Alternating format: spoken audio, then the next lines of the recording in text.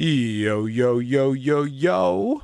What's up, what's up, what's up? Give up the rack. And hello to my fellow revolutionaries. You know who you are. And welcome to today's live stream. It is Thursday, the 4th of December. That's right, we are racing towards the end of the year. And yeah, we're in the 4th day of the working week and almost there. You've almost made it to the end of the working week.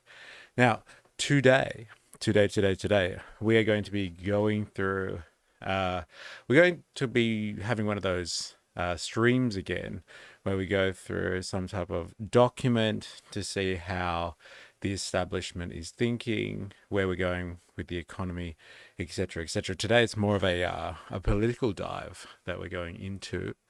If you're not aware, and if the thumbnail, if you're joining us on YouTube, the thumbnail is telling, there was this document that was recently brought out by the Ninja Nurse. Morning, comrade. How are you? It's good to have you. Thanks for doing the roll call.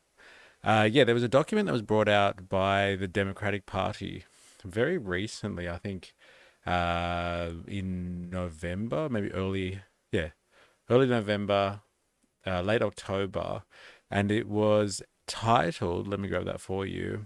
It's called Deciding to Win. That's not cryptic stuff from the Democrats. They're actually making it clear that their political strategy now is to actually win elections in the face of, I guess, their significant losses to Trump and the Trump phenomenon. And so, yeah, they've come out, like I said, they've come out with a document called Deciding to Win. And this is potentially going to be their strategy, I guess you would say, moving forward for the midterms in 2026 and like how to win the presidency in 2028. And I think this is a interesting document because it's not just, oh, let's do this kind of political strategy or let's take the Democratic Party in a new direction. This isn't a revolutionary document as such. This seems to be more of a capitulation. And so I thought it would be interesting going through. And what I mean by what I mean by that is greeting fellow cross-border know-nothings. How are you? It's good to have you. Here's a radical thought. Policies that benefit the bottom 80% and not the top 20%. See, it's interesting. It would be nice. And I guess we can have a look at what's in there in that regard. And I think they do talk about that type of stuff just a little bit. But like, I wouldn't bank on it.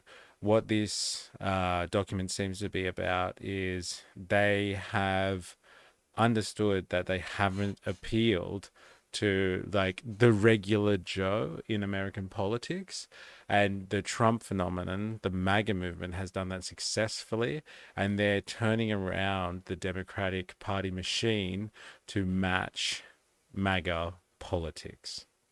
So I don't know if this is really going to be about like, oh, what policies are going to be good for, like you said, the bottom 80% of people, like the working people of the world, as much as it's just going to be how do we appeal to people's basic instincts or basic desires in the political realm, in the polarized culture war environment.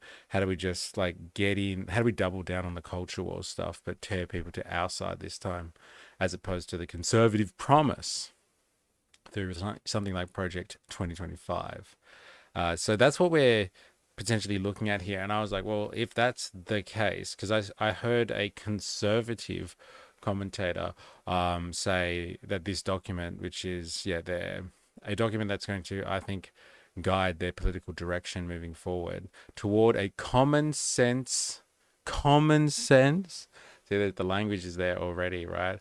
Common sense or communism towards a common sense renewal of the Democratic Party. So it's like, this is very clear rhetoric just in the header.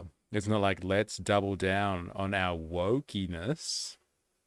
It's time to just play the game that's in front of us And if MAGA is working, then let's go fucking blue MAGA kind of thing. And so like that could be good and bad, but it means just the democratic version of MAGA as opposed to, some type of economic populism, like, someone that actually cares, like a workers' party that cares about like working people or something like that. It's the democratic version of the Trump phenomenon, really. That's what that means by the look of it. So yeah, I heard a conservative say something about this, and they're like, "Oh, look, they're moving away from woke and all that sort of stuff." So I thought, let's have a look at it ourselves and see if there's any truth behind this, especially if this is like the Democrats' version of Project 2025 or something. This is what they're going to do to win people back to the progressive politics in America. And like if this stuff is successful, like this really does speak to, I guess you would say, what's coming for the next wave of politics across the Western world. So it's important to know about, I think. Just here to watch a trash fire. Hello there. Hi, how are you? I'm not sure if you've seen the thumbnail or caught the beginning of that, but we're going to look at a document today called Deciding to Win. So again, the Democrats have decided all of a sudden that they're not just going to, be a political party anymore. They basically just be a vehicle for lobbyists. They're actually going to double down and actually win the next election, like the midterms anyway. Do you think they're looking at Albo's success and taking notes? Would his success translate to the US? I don't know. Like, I don't think it's really that applicable in terms of like Albo's plan was, like in the last one was just, hey, we're already in power. Just, we don't have to do anything crazy here. And then they doubled what they had before. Oh, they got gains. They got wins, additional gains. And they basically, their platform really was, or for the average voter in Australia, I think it was just like, not Peter Dutton. No, thank you. We're watching Trump tear America to pieces right now. Let's not do Timu Trump through Dutton. And so, Albo's success initially, I think, was after a long succession of liberal and coalition craziness, and people were ready for change. So, like, if they're just waiting around for people to be sick of the Republicans, like that might happen. Like, people might just backlash, vote against them, and and destroy the Republicans in 2026. Just to get back at the Trump wave, but then, things might balance out and again in 2028. This seems to be, and again, this is just from a conservative person's analysis of this. This seems to be a capitulation against all of the progressive ideals that they've carried in to their party policy. Things relating to gender equality, I guess you would say. Um, Things like in relation to the climate and climate change. And so like they're seeking to roll some of that woke stuff back, which is very interesting. Yo, give up your Marxist book. Trotsky, Counter-Revolution in Disguise. What up, what up? Give up your 90 extra million for Ukraine. Hey, I'm assuming you're talking about potentially the Australian government there giving more money out to Ukraine. Yeah. 4AS Fourth International Symposium, Counter-Revolution, Trotskyist. All right, let's do this. Praise for deciding to win. Oh God, I don't want to read that. Let's go to the executive summary. So, shall we? Winning an election is a decision you make. Is a decision. You make a decision to win, and then you make every decision in favor of winning. That's real strategic stuff there from Nancy Pelosi. Donald Trump and the Republican Party are damaging our economy and threatening our democracy. Their tariffs are raising prices, hurting businesses, and costing jobs. Their legislative agenda, which pays for tax cuts for the rich by cutting health care for poor and massively increasing the national debt, hurts all Americans and risks our country's future. They continue to tax on the rule of law are unacceptable. Defeating Republicans at the ballot box in 2026 and 2028 is a moral and political imperative. Eh? The stakes are huge. In order to take back Congress and the presidency, Democrats need to understand the political and strategic landscape we face. And here it is. They've been through a big period of self-reflection, it would seem, ye old Democrats. Anarchist walks up and rips the mask off your trot movement. So where were we? Self-serving? No, there's a lot of here. Where were we? Sorry, Democrats need to understand the political and strategic landscape we face. Deciding to win aims to provide the most comprehensive account to date of why Democrats lost and what our party needs to do to win again. We draw upon thousands of election results, hundreds of public polls and academic papers, dozens of case studies and surveys, and more than 500,000 voters we conducted since the 2024 election. Deciding to win argues that since 2012, highly educated staffers, donors, advocacy groups, pundits, and elected officials have reshaped the Democratic Party's agenda, decreasing our party's focus on economic issues that are top concerns for American people. So this is like since 2012.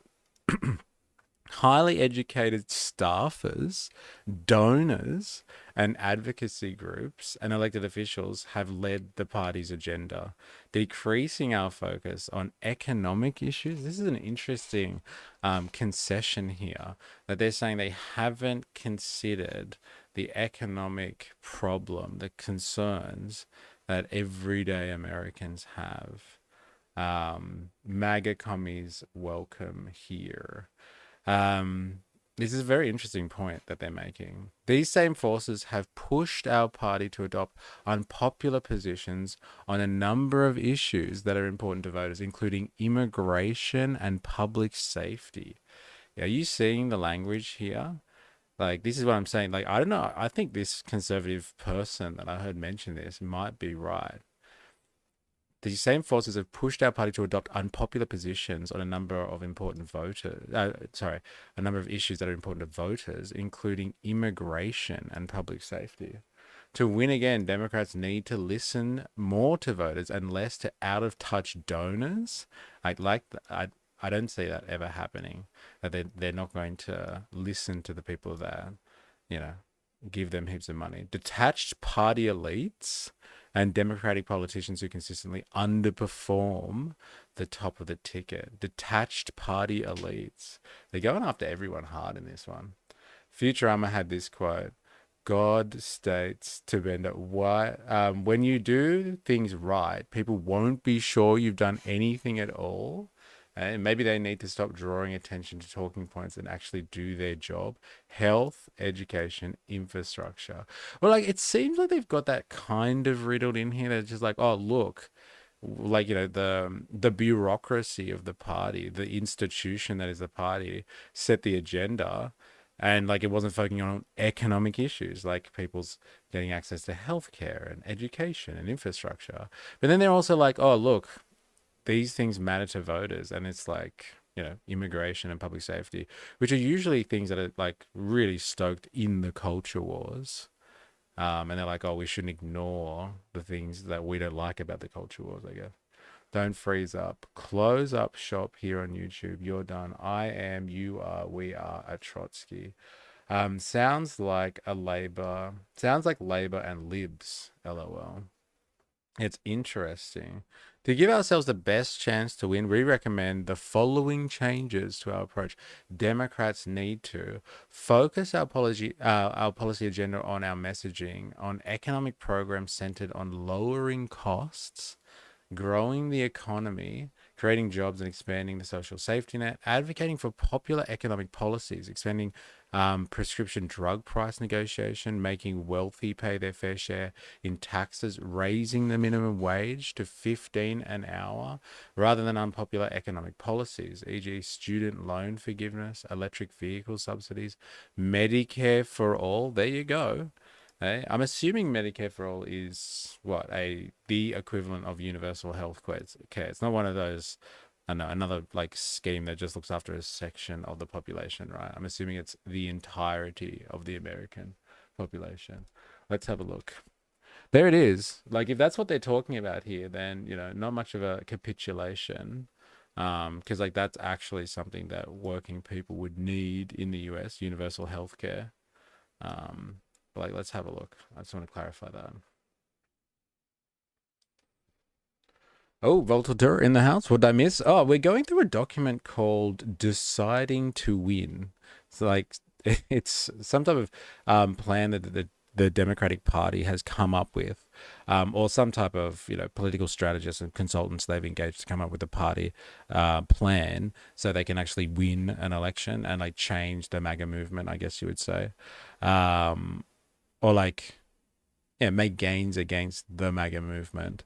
And I've heard it criticized as being a document that is kind of like, oh, they see that, conservative MAGA politics is working. People like working people are upset about certain things, and the Democrats have just ignored them completely. And so this document looks to push the Democrats away from ignoring issues that are important to working or average Americans, like immigration. So they might start clamping down on immigration, I guess. I don't know. We're going to read this document and find out if it's a capitulation or if it's like some type of revolutionary strategy that the party's come up with.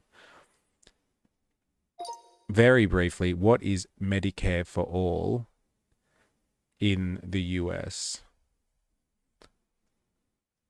Is that akin to universal health care like we have in Australia?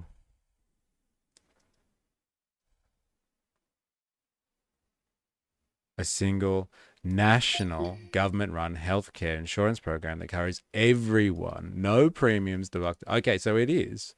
Wow. So there you go. Like you could win an election, I reckon, as a Democrat if you platformed on something like that. Do you reckon? Just go for it. Just bite the bullet and make that your main point. I'm sure people would vote for that. Convince voters that we share their priorities by focusing on issues voters do not think our party prioritizes highly enough. The economy, the cost of living, healthcare, border security. See, it's coming. Like this phenomenon has already happened in Australia massively. Like our left-wing party, the Labor Party, they're like, the coalition is tough on this. We better be tough on this as well. Like, look what's happening with Nauru at the moment, and all the controversy surrounding that. Like, we're still sending people off to be processed on islands because that's just the way to do it. That'll appease the voters. And focusing less on issues voters think we place too much emphasis. Boom. See? Bang. First one. They're going to stop with the emphasis on climate change, democracy. What the fuck? Like, what does that mean in a campaign or a policy? We're gonna stop focusing on democracy. So much for the Democratic Party. They're gonna stop focusing on abortion. Whoa, identity and cultural issues. Man, this is gonna be an interesting read. Ninja Notes, yeah, do it. Don't say it. People are tired of the self-congratulatory clap. This document should be renamed I Did a Thing. Dems won't win while they support gender-affirming care. Their answer is giving money to social programs ran by private entities, I guess. Their answer is giving money to social programs ran by private entities, I guess, while essential doesn't address the core issue. That's my guess. Well, look, if they really run on a platform for Medicare for all, like that could work, right? But like, how's this? We're gonna focus on the economy and like scrap democracy, or like not talk about democracy so much, not talk about climate change as much. Isn't that interesting?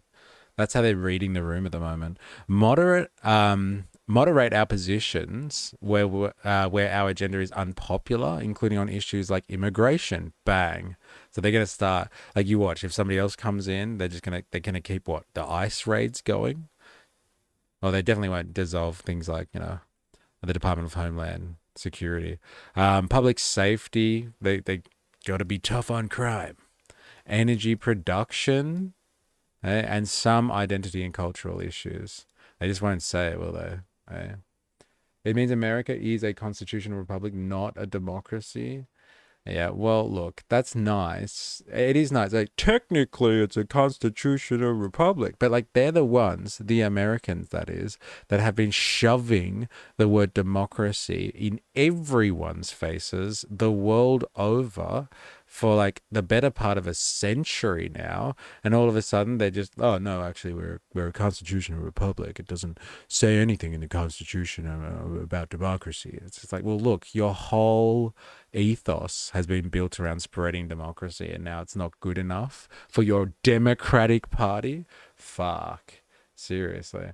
Could work for winning the next one, but without fixing what caused the issue, it's just delay the inevitable societal collapse. Pretty much, pretty much. Yeah, without doing anything revolutionary. It's just literally, let's take the conservative approach to this one. The working class is not held together by a single shared thread. Dope. We are not all revolutionaries, especially your trot movement. Here's your mask back. Laughing emoji. Savage commentary. Well spent time. You revolutionary cheese Swiss. Following around and commenting like this can't use your time more effectively, it would seem. Embrace a substantive and rhetorical critique of the outsized political and economic influence of lobbyists, corporations, and the ultra wealthy. I don't know, man. Embrace a substantive and rhetorical critique. See, this is the real word here. It's like embrace a substantive, but mostly rhetorical critique of the outsized political and economic influence of lobbyists. We will stand there at rallies and say that we are upset about the outsized political and economic influence of lobbyists, corporations, and the ultra wealthy, while keeping two considerations in mind. First, voters' frustrations with the status quo are not the same as the desire for socialism. What? Tell that to Mamdani and his movement. And second, criticizing the status quo is a compliment to advocating for popular policies. And second, criticizing the status quo is a compliment to advocating for popular policies on issues that matter most to the American people, not a substitute. Yeah, this is some scary stuff here. It's just like embrace rhetorical critique of like the filthy part of capitalist and bourgeois politics. We will, speak out about how much we hate lobbyists and corporations while doing deals with them in the background. Seriously. Was watching Asmongold today, and he was advocating bring back slavery. No way, really? Most people are retarded and can't do their job anyway. AI will strip away these jobs, and they won't bring value to society. No way. So slavery is a must. You can't be openly advocating for that. Like, yeah, come on. I agree, but Dems getting involved in state rights is what made MAGA grow the way that it did. Right. Yeah. It's like a big, long-standing issue in American politics generally. And it's funny because it's like the traditional Republican Party that actually really increased the power of the federal government to kind of fight the civil war. And it was the Democrats traditionally that were really opposed to, encroaching on states' rights. And it's funny how it's all flipped, right? And well, the first mistake is watching gamers. Yeah, I guess. But like he is fucking influential. Like a lot of people in the working class do take note of the stuff that he comes up with. I can't believe he's openly. It's like joking or like openly. He's like, nah, look, AI's gonna wipe out all these jobs. We need to bring slavery back. What a cooked cunt, bro. All right. Taken together, we can think of these five changes as representing, roughly speaking, the approach of Barack Obama in 2012, the approach of Bernie Sanders prior to 2020, and the approach of candidates like Dan Osborne, Ruben Gallego, Jared Golden, Maria Glusenkamp, uh, Perez, Mary Peltola, Adam Gray, Christian McDonald Rivet, Tom Suzy, I don't know all these people, Macy, Marcy Captor, and Vincent Gonzalez in 2024. What these candidates teach us is that we must avoid both a pivot to corporate centrism. The fuck does that mean? And the pursuit of progressive ideological purity. Progressive ideological purity. This is mental. This is crazy.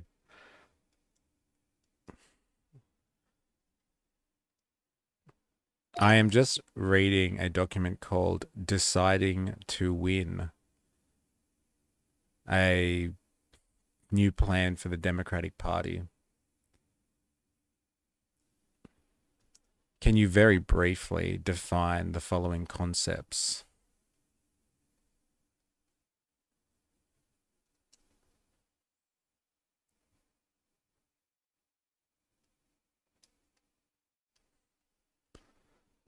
I know what it comes up with.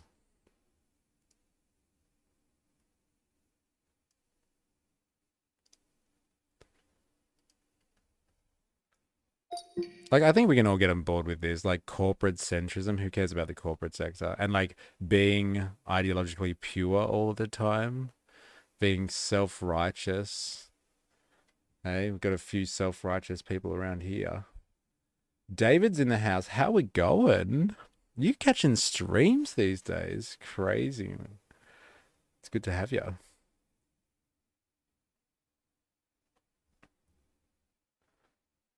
Um, By expose incoming. You're not a mystery at all. Savage. Um, People want socialist policies. They just don't understand what socialism means. Yeah, it was an interesting point, wasn't it? Nah, he was serious.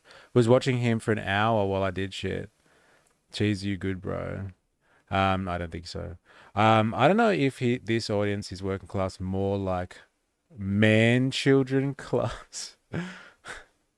His audience is working class more than man children class. Yeah, 40K people watching him and saying based while saying that shit. It's crazy, isn't it? So there's a lot of power out there with influencers and stuff. David, notice they're only going to change focus to economic issues in order to help them win, not because that is what they should be doing in the first place. Yes, that's like the depth of it. It's just like we need to win. Let's just start talking about stuff. How's that other quote though? How they were like, oh, we need to embrace critiquing lobbyists, like embrace critiquing it, like not actually stop lobbyists and like all the corporate stuff that goes on with the party, because people understand that it's just blatant corruption. We're not actually going to deal with the corruption. We're just going to like call it out and hope that nobody notices. That's pretty slimy language, man. The gamer class is a mistake, to be honest. Gamer anime class is worst of all. Ninja Nurse, this could be my cognitive bias here, but it's not looking good for the gays and other minorities. Look, it's if this is the rhetoric, if it's like let's get more conservative because that's what like the general population wants, and we just want to make it easy for ourselves, then like it's not going to bode well for a lot of people if they're just going to get conservative. But like the only what the silver lining there is they're going to platform Medicare for all. I guess like you could win on that, and you wouldn't have to get like sacrifice anything else, right? Choose to win. LOL. I told you they'd lose last time because they were banking on Trump losing rather than them winning. Maybe they'll actually run a decent candidate this time. Psych. They won't. Ha ha ha. Scathing commentary there from Jerry Poppins. Voltage, I'm a gamer, but read manga over anime. Anime can be pretty perverted, so I prefer manga. I hate Democrats almost as much as I hate Republicans. Both are owned corporate billionaires. Yeah, and they don't even fucking care. Like, like I can't believe the language. It was, let's emphasize a critique, like rhetorical critique on like the our ties to corporate billionaires. Let's not change anything about that. Let's just look like we're talking about it. That'll make everybody happy. I'm kind of just joking, lol. There's just so many gamers and anime nerds who go towards fascism because they are shallow. It's easy. Show me where on the door where E hurts you, and we'll find out. For now, it's a mystery dilemmas. David, what do you mean? Bring back slavery? Yeah, what do you mean? Bring back slavery? Yeah, Asmongold just wants to make it like acceptable and open, as we have seen with that chick from Farm to Table. Like they have a slavery going on all the time in the U.S. agricultural sector. Um, it's time to just make it official, right? Let's just make it official again. Yeah, bloody morons. Most anime and games are a metaphor for fascism. Like, lol, like saying One Piece isn't political. Yeah, punters politics would be seething, lol. Like they are just going to say we don't like lobbyists and then take more money. Bring back slavery, lol. Yeah, I know, right? Obviously, to the world. Yeah, it's pretty dire stuff. All right, corporate centrism, a political stance that prioritizes business-friendly pro-corporate policies while positioning itself as a moderate or centrist. That's radical centrism. It tends to avoid bold economic reforms to keep corporate donors and political middle comfortable. And the political middle comfortable. Progressive ideological purity. The tendency within progressive politics to insist on a strict adherence to a full progressive agenda, viewing any compromise or moderation as a betrayal. There it is. We've been dealing with this recently. Hey, no compromise or moderation, it's betrayal, often making coalition building and broad electoral appeal more difficult. It's fucking progressive purity. Like real Marxists, I guess you would say, would call these pursuits, this idea of progressive purity, as petty bourgeois activism. Um, so interesting stuff. Interesting. All right, let's go back to it. So these candidates teach us is we must avoid a pivot to corporate centrism. So like get away from being so dirtily linked to, like centrist politics and the pursuit of progressive political ideological purity. Like how do you do both of those things at the same time? So they're going to become like socially conservative and economically like leftist, I guess. They're going to embrace working class economics and get rid of like the socially progressive stuff. These candidates demonstrate that we must instead maintain an unwavering focus on economic issues that are the priorities of working class Americans while meeting voters where they are on issues like immigration and public. How many times have they said immigration and public safety already? So it's like public safety, we want more police, I guess, right, on the streets, and immigration. It's just like we got to just close the borders. We got to meet the people where they are. Not really bringing back slavery. There's more slaves today than any other point in history. Thanks, American Empire. Savage. Goddamn Wing, Code Gas, Full Metal Alchemist. Oh, goddamn Wing. I don't know all these. Code Geass, Full Metal Alchemist. All have an anti-fascist message. But the nerd community act like they weren't even listening. I guess that's the problem with fantasy and fiction and all that sort of stuff. Like you can tell a compelling story with compelling messages, but like do people actually understand the message? It doesn't always come out. Like some people are just like, oh, this is just an exciting story. Deciding to win. does not advocate for giving up our party's core values or for refusing to stand up for disadvantaged groups, nor do we advocate for being feckless or weak. Democrats should stand firm against Trump and the Republican Party's extreme agenda, but we should also be disciplined and strategic in which fights we pick and how we pick them by focusing our opposition on issues where public support is most on our side, like protecting Social Security, Medicare, Medicaid, opposing tax cuts for the wealthy, and opposing Trump's tariffs. Interesting. Same with Star Wars. I agree with that statement. Deciding to win also does not embrace the timid and risk-adverse culture that pervades much of the institutional Democratic Party. Democrats must be brave, willing to break with unpopular party orthodoxies, regardless of whether that means rejecting demands for corporate interests, left-wing activists, or our party's donor class. And Democrats must be bold, embracing new media platforms and unscripted events with voters. Rather than listening to consultants whose greatest fear is their candidate making a mistake. Oh my God. We are not giving up on our party's core values because we never had them to begin with. Yeah, that's what that first paragraph, like saying deciding to win was, right? It does not advocate for giving up on our party's core values of refusing to stand up for disadvantaged groups. Okay? But we're just going to like shift towards what's popular. And if not standing up for disadvantaged groups is quite popular, then like, let's just go with that. Let's just go with that. Interesting. It is interesting. I was wondering if you were going to pick up on that one. Ninja Nurse was not disappointed. And Democrats must be bold, embracing new media platforms and unscripted events. So that must be like, they won because of the podcast crew, and we need to be able to get on podcasts, right? Fuck consultants. There it is. Savage. Democrats must also understand what every faction of our party has something to offer as we move forward. We have much to learn from the relentless focus of Bernie Sanders, Alexandria Ocasio-Cortez, and Zoran Mamdani on lowering the cost of living and expanding opportunity for the middle class. It's always about the middle class, isn't it? Just as we have much to learn from Ruben Gallego's approach to border security and Sarah McBride's Big Ten approach to complicated cultural issues. What's that? I wonder. Very briefly,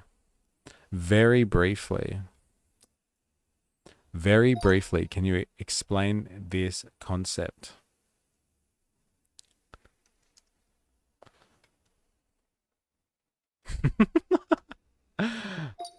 If they had fuck real estate agents, I might be convinced. That's so good. Sarah McBride's Big Ten approach refers to handling sensitive cultural issues like LGBTQ plus rights, race, or gender debates in a way that invites broad participation, avoids alienating moderate voters, and focuses on shared values rather than ideological litmus test. It's about building the widest possible coalition, even among people who may disagree. So how do you do that? How do you do this? Provide an example.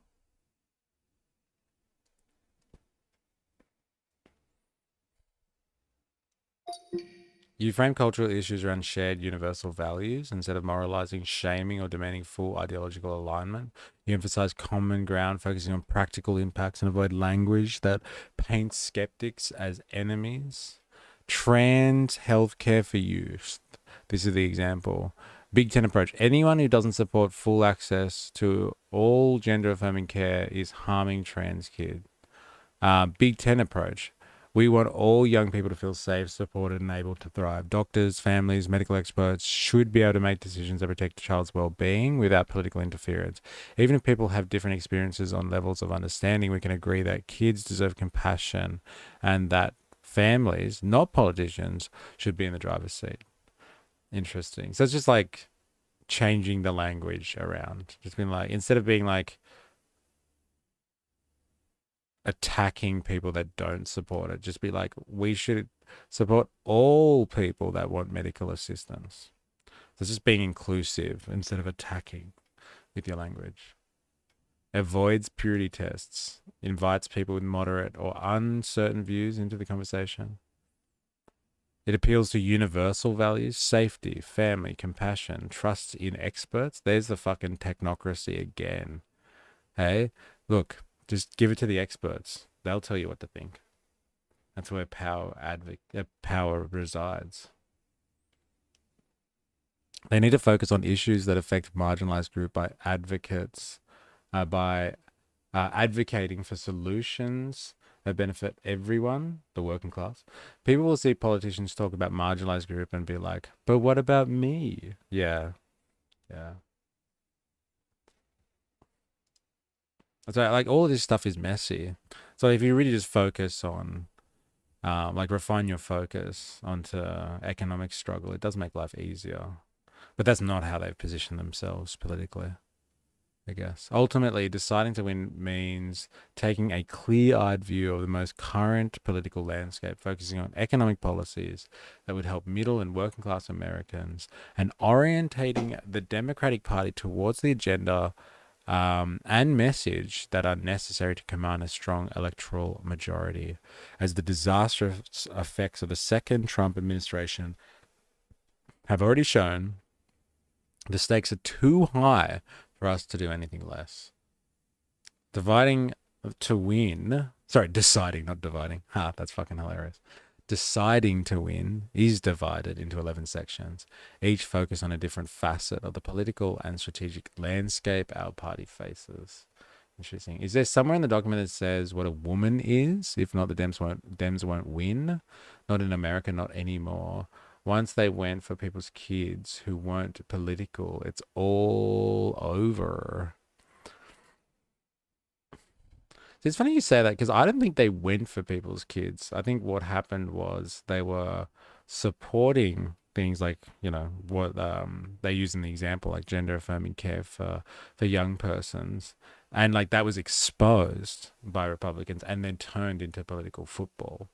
And so that's just like a good playbook by kind of conservative politicians and political pundits or strategists to pick up on things that they know is going to be really controversial and potentially hard to defend, right? Which seems to be what is happening. Experts are being demonized a lot, and the fringe people that failed in the fields moved to podcasts. Be confident while creating distrust for the wider scientific community. All right, how did we get here? Like, do you want to have a look? Like, yeah, how do we want to play this? Do we figure out how we got here? Do we care how we got here or how they think we got here? It's probably interesting. There's part 2, the electorate. Part 3, the forces within the Democratic Party. The myth of mobilization. Oh, fuck. What is popular and what is not? That'll be interesting. What they think is a popular issue at the moment, and what shouldn't be touched, I guess. What's the strongest Democratic candidates campaign on? What the strongest Democratic candidates campaign on? Eh? What it does and does not mean to be a moderate. Let's have a look at that. Lessons from the Biden years. The new politics of evasion. I don't know if that's new. Isn't that just being a politician? I will answer that shortly. I'll get back to you on that one. Looking ahead. Conclusion. All right. How we got here. Let's see how they think they got here. Okay. To understand how we can win again, we must understand how the party arrived at this point. Point one. The Democratic Party has moved to the left since 2012. Since Barack Obama's successful re-election campaign, the Democratic Party has moved left on essential issues. The simplest way to demonstrate this shift is to look at the change in shared Democratic members of Congress who co-sponsors pieces of progressive legislation. Share of congressional Democrats co-sponsoring, share of congressional Democrats co-sponsoring. Equality Act, NA. Reparations study bill, 1% in 2013. 10 years later, 57% for the reparations study bill. So that's progressive stuff. Progressive politics, apparently. Assault weapons ban 41% in 2013. 10 years later, 88%. That's progressive. Banning assault weapons. Okay. Um, Democracy Restoration Act, voting rights for former prisoners, 4% 2013, 41% 2023. Family Act, National 12-week paid family and medical leave program, 41%, 77% 10 years later. Women's Health Protection Act, expanded abortion rights, 64%, 98% 10 years later. Medicare for all, 24%, 47%. Like, they can't even get half of their people in Congress to say that Medicare for all is a good thing. Fuck, man. I don't have a hope. What's an assault weapon? Yeah, there you go. That's an interesting question. Something that's probably used for military applications, I would say. Experts are being demonized a lot. Oh, wait, I read that. Once you could do things like take a child into another state for care without the parents' knowledge, that was a line that was crossed, no matter how small the actual number was.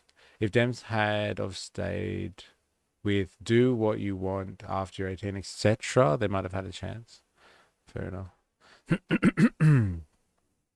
Okay, as the table above shows, between 2013 and 2023, the share of co-sponsors for progressive legislation increased substantially. So, like, that's the case they're making, is the Democratic Party has moved too far to the left. That's the case here. The left on what? Like, apart from Medicare, like the left on what? Have moved too far on the left on seemingly just progressive issues. Like, that's it. Like, economic stuff, there's one, Medicare for all. Are there other economic stuff in here, really? I don't know.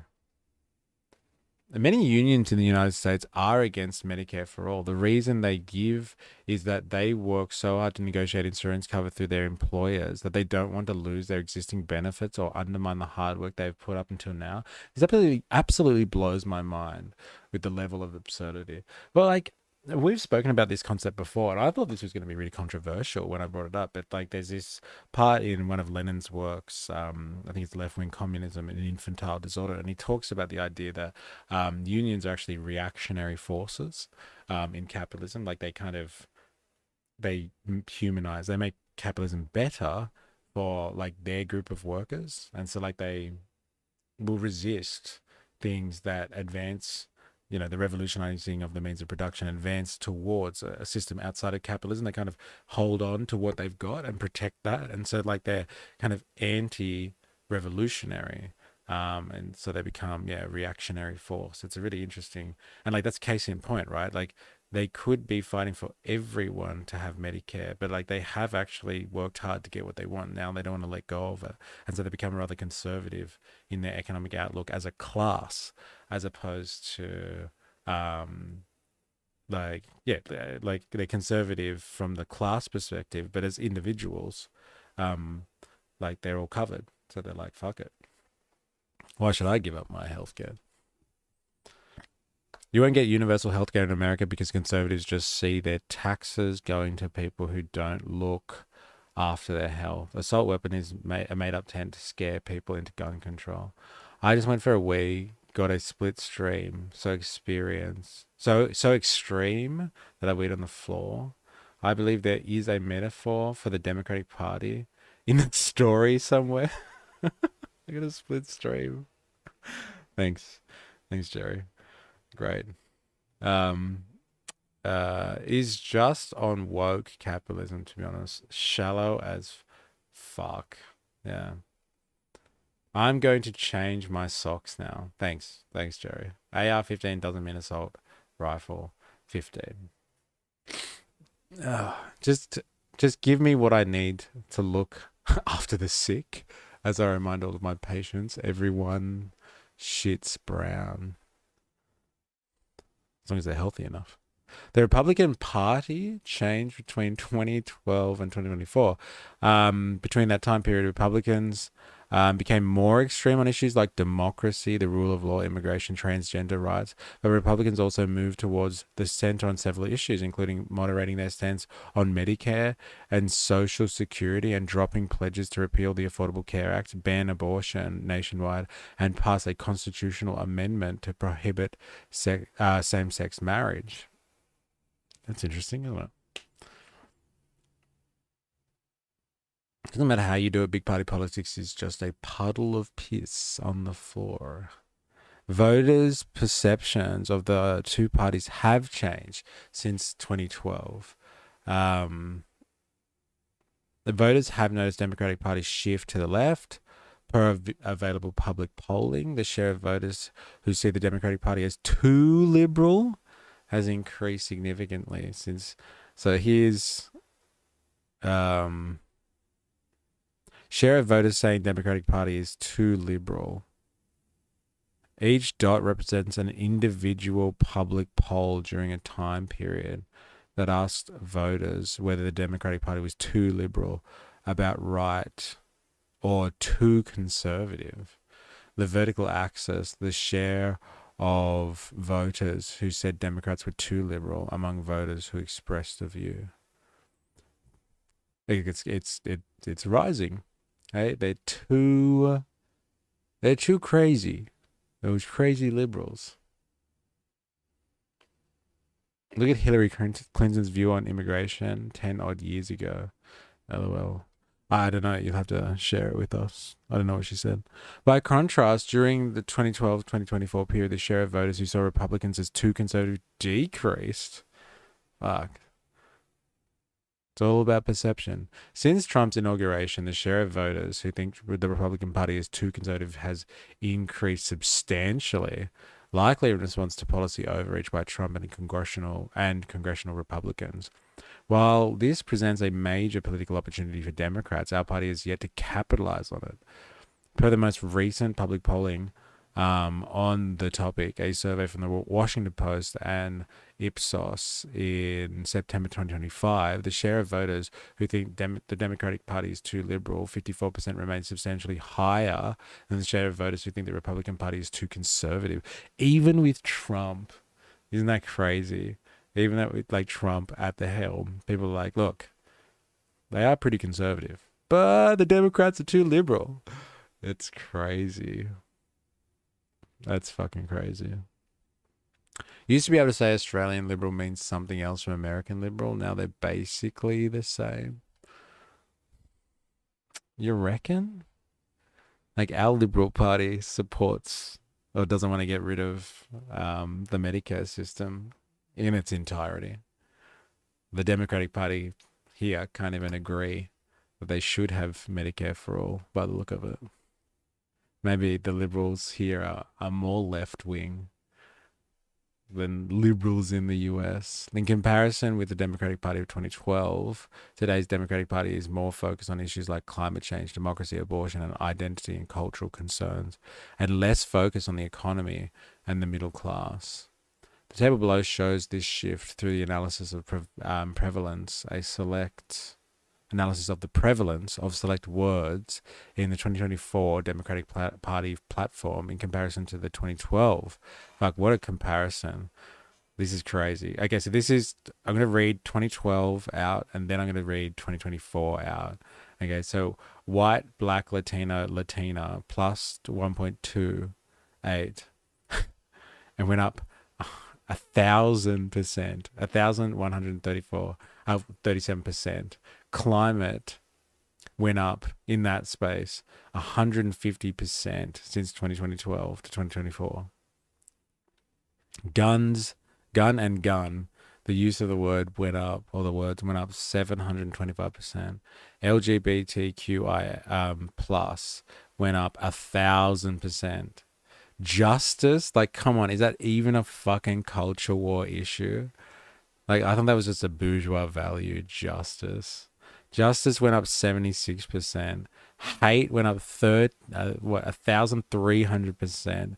Childcare, there's no information. Democracy went up 147%. Productive went up 766%. Equity went up 766%. Racism, racial, sorry, went up 132%. Union, 86%. Abortion went up 100%. Environmental justice went up 333%. Man and men went down 51%. Deficit went down 40. They're not talking about the deficit. Small business went down 23%. Father and fathers went down 100%. Growth down 32%. Crime and criminal down 30%. Responsibility down 83%. Tax cuts went down. Am I reading that right? No, responsibility went down 83%. Tax cuts went down 67%. Veteran went down 31%. Work went down 19%. So they didn't say the word work. America went down 6%. No way. Nation and national went down 17%. Economy went down 50%. They just don't talk about the economy at all. Middle class went down 79%. Economic down 48%. Jobs and job went down 40. They say job and jobs and economy 50% less than they did in 2012. That's fucking crazy. This is some funny stats. Politicians want to be seen as progressive, but without putting forward policies that actually help the working class.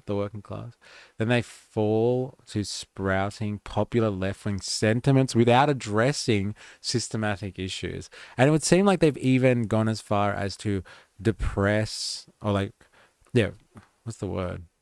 Suppress the language around like working class and economic issues. Like they say the word economy and jobs half as much as they did before. That's pretty interesting. No justice, no peace. Yeah, interesting. The word peace wasn't on here though, was it? Justice was. It's up 76%. Voters think Democrats' priorities prioritize the wrong issues. As our party has shifted what we focus on, the share of voters seeing the Democratic Party as out of touch has increased dramatically. At the same time, the share of voters who see the Republican Party as out of touch has decreased slightly. The result is that in 2025, more voters say the Democratic Party is out of touch than say the same about the Republican Party. Share of voters saying each party is out of touch. Democratic Party, 2013, 51% of voters. Democratic Party, 2025, 70%. Republican Party, 2013, 70%. Republican Party, 2025, 65%. So there's been a switch. Interesting.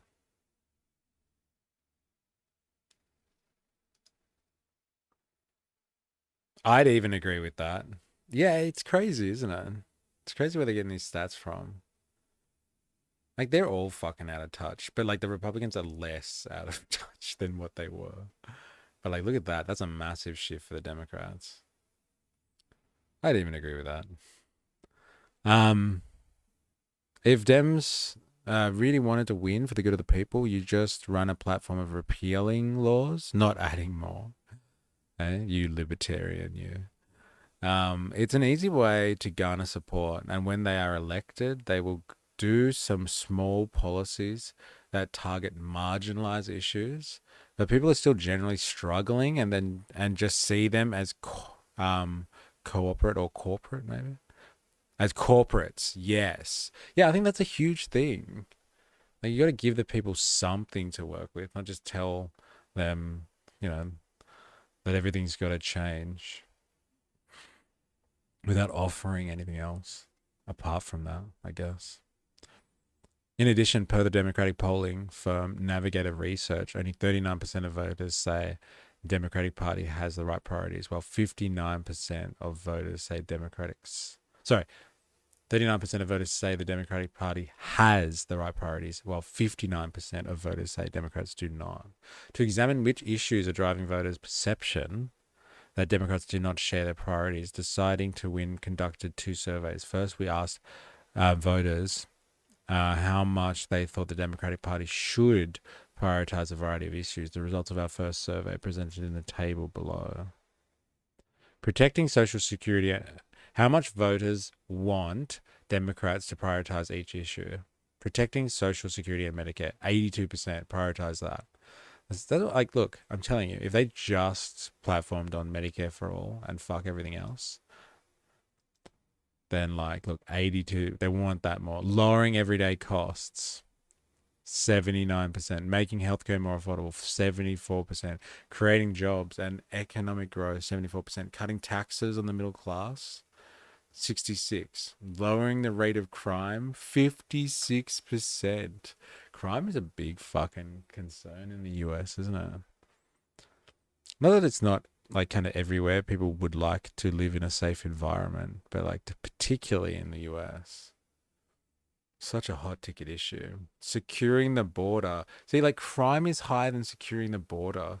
And so like this is Democratic voters. They want to secure the border. They want to talk about that. 53% of people, more than half, were like, yes, we got to talk about this issue. We got to talk about migration. Illegal migration. Let me just clarify. Raising taxes on the wealthy, 52%. Reduce income inequality, 48. Protecting abortion rights, 43. Reducing police brutality, 39. Promoting diversity, equity, and inclusion, 39.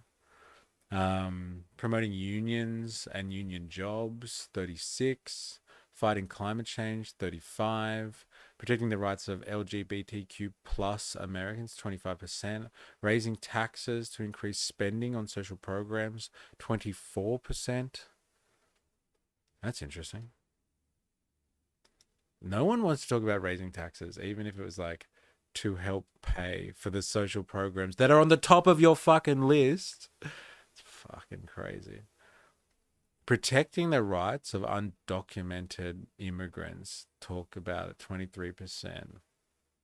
Next, we asked voters how much they thought Democrats currently prioritize each of those issues.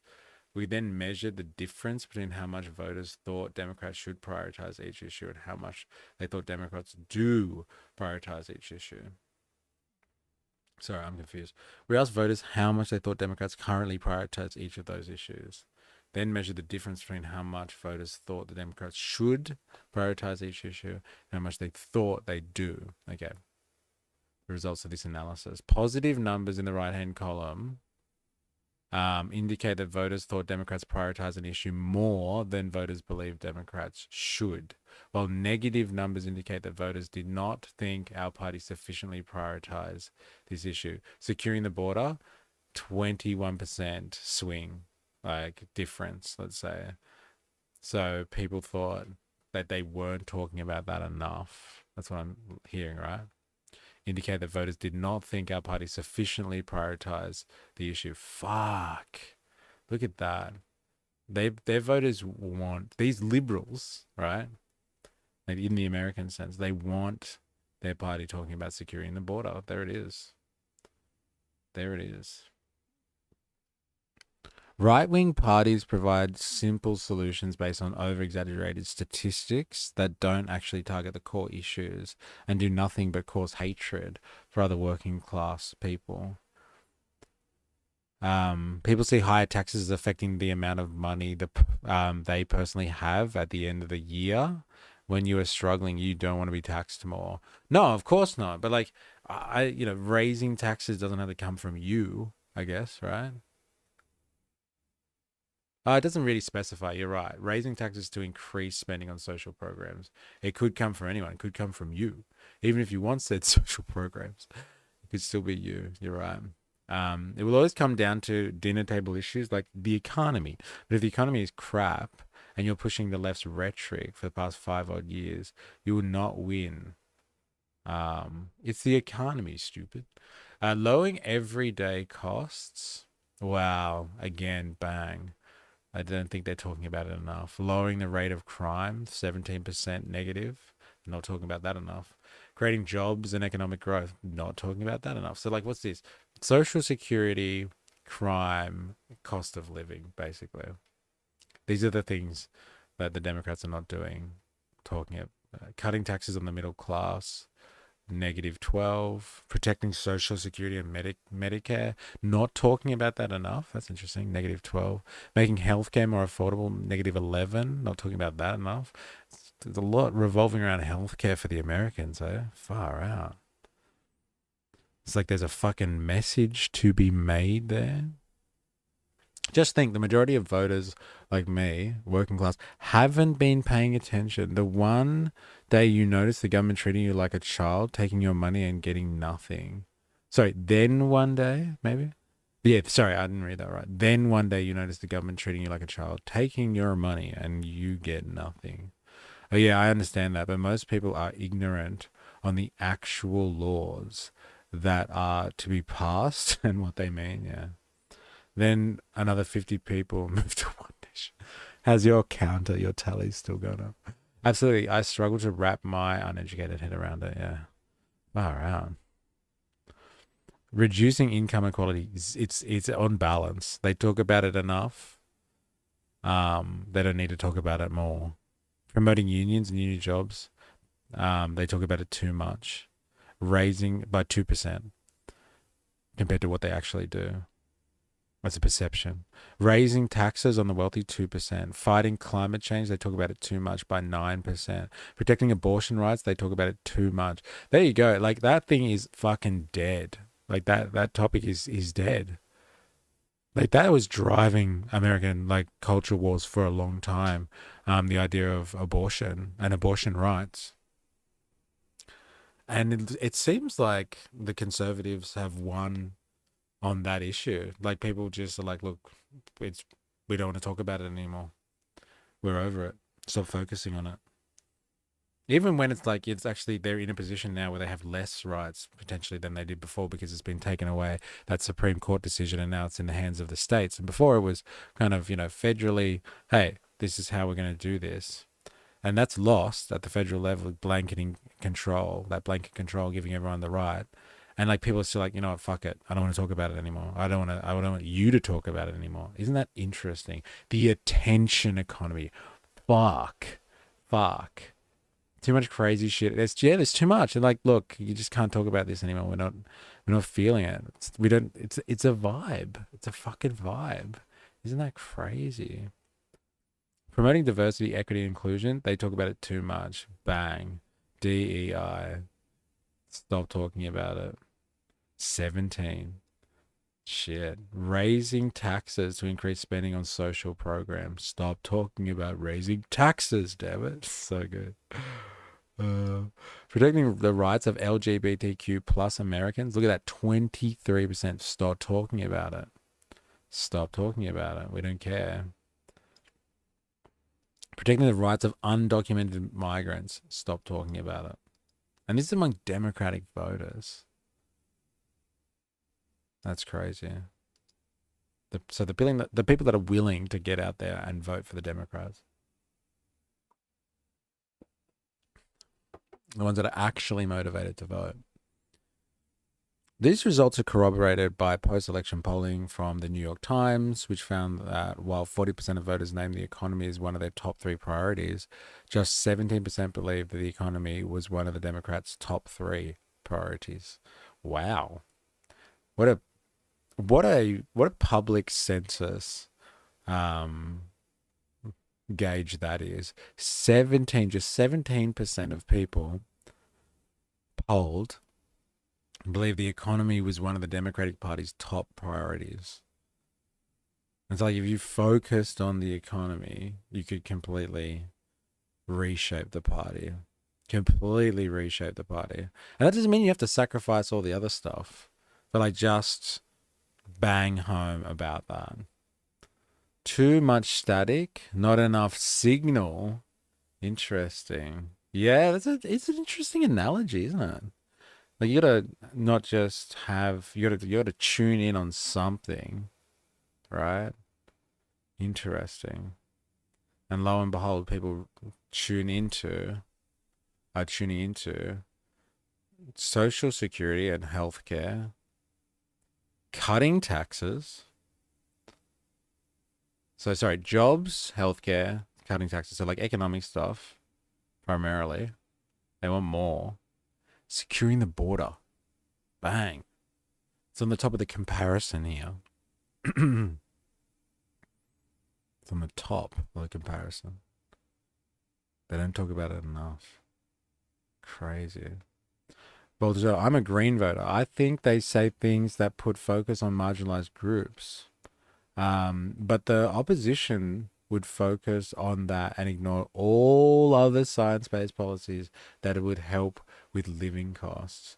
I think they say things that put focus on marginalized groups, but the opposition would focus on that and ignore all the science-based policies that would help with living costs.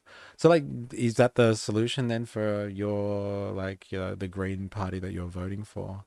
You know, um, focus on, or bring the conversation simply around the other policies that they have in regards to cost of living and fixing the cost of living, and not take people on when it comes to conversation about other issues in the current political environment. Anyway, it's interesting in a world that is now connected by social media and the trends of social media. It's crazy. Voters see Democrats as insufficiently prioritizing economic issues, immigration, crime. As insufficiently prioritizing economic issues, immigration, and crime. That's what we were basically looking at. Isn't it crazy how those things have become? Like, I guess I just don't understand the American psyche. But, like, yeah, crime, economics, crime, migration.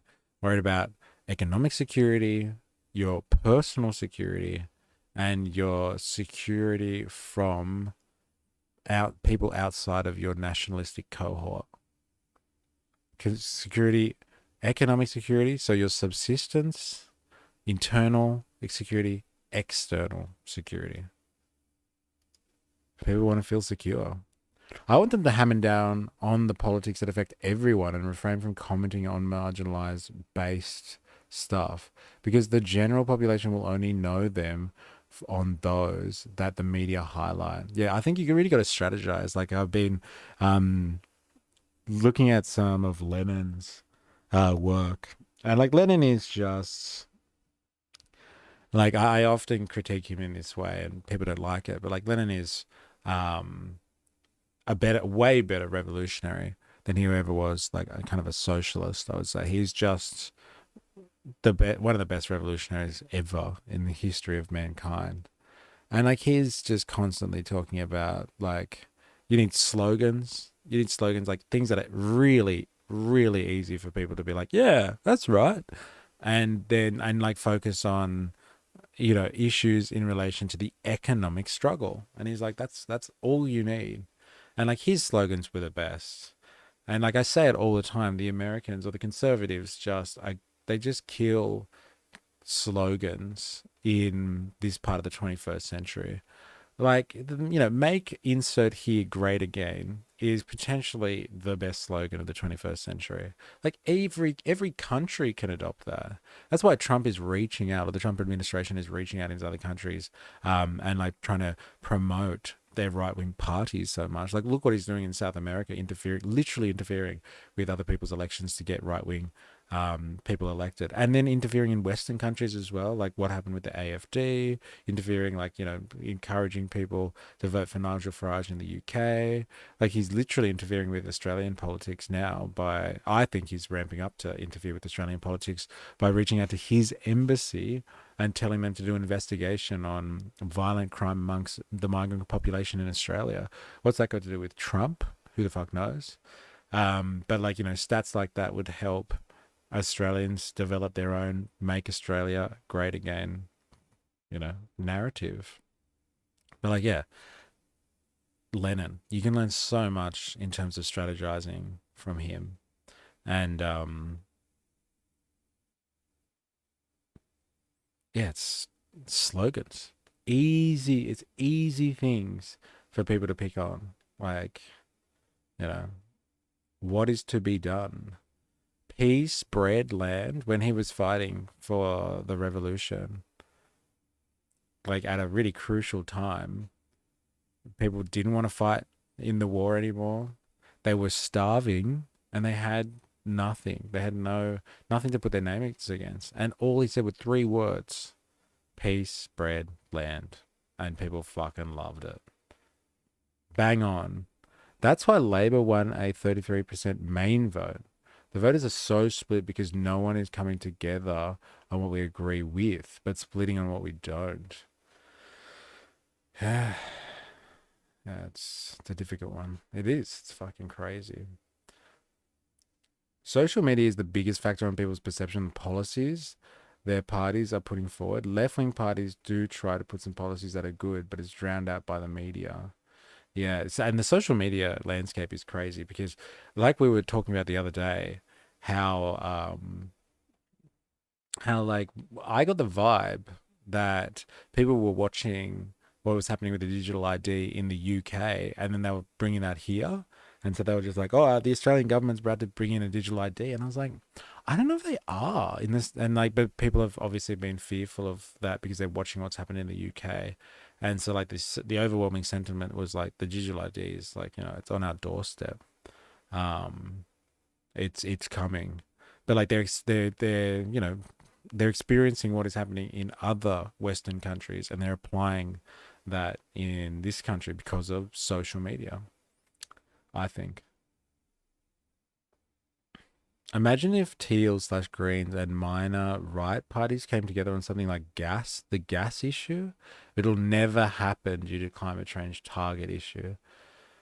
Yeah, that'd be interesting, wouldn't it? If like the minor parties did come together on something.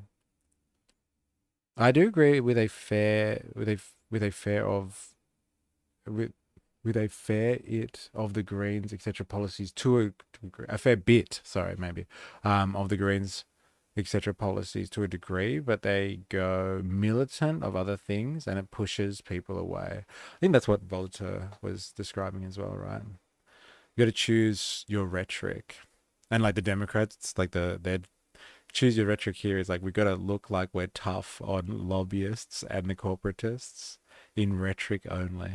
We're not actually going to change anything.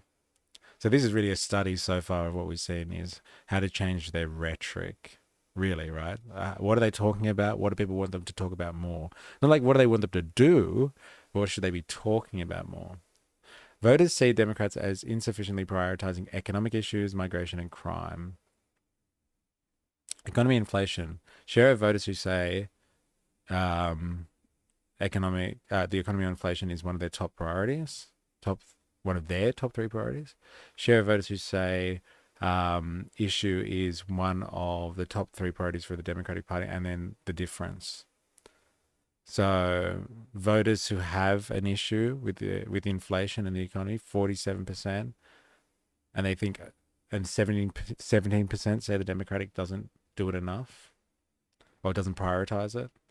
-30. So on healthcare, people think it's an issue, and how much they think the Democrats care about it. 13%, -13%, disparity there. On immigration, there's a -13 disparity there. They want it talked about more. I don't think it's a priority. On taxes, they want it talked about more, but they don't think the Democrats are doing enough of it. -13. Crime, they want it talked about more, but they don't think it's been talked about enough. State of democracy, they think it's being talked about too. It's less people, it would seem, want it talked about, and the Democrats prioritize it. The perception is that they prioritize it enough as a balance anyway. The Ukraine war, interesting. It's only 3% of voters' priority. 3% of voters have the Ukraine war. That's interesting. Climate change, 15% of Democratic voters. 15%. Not 50, not 70, not 33, not a third. 15%. Abortion, 13%. LGBT policy, 4% have it on their radar. That's crazy. Slogans only work when the policy makes sense, no matter which side of the aisle. Well, see, I don't know. This is what we're talking about. The phenomenon here is that like people kind of they have what like look at this. You could have this as a slogan: economy, immigration, crime. 3 words. That's it. You can figure out your policy later. But like, if you went to an election and it was just like economy, well, let's say maybe inflation, cost of living. Let's say cost of living, immigration, crime. I'm gonna fix those 3 things, or we're gonna like fix those 3 things. You don't have to say anything else. Like that's a slogan right there. Cost of living, immigration, crime, and people just go nuts for that. Apparently, and both sides of the aisle. Like, look at this. Like they want them speaking more about immigration. They want them speaking about the economy way more, and apparently they want them speaking about crime too. And like, is this a general barometer for like how like the disparity between left and right on the political spectrum? Like left wing people generally in the Western world want this as well. It's not just an American sensation.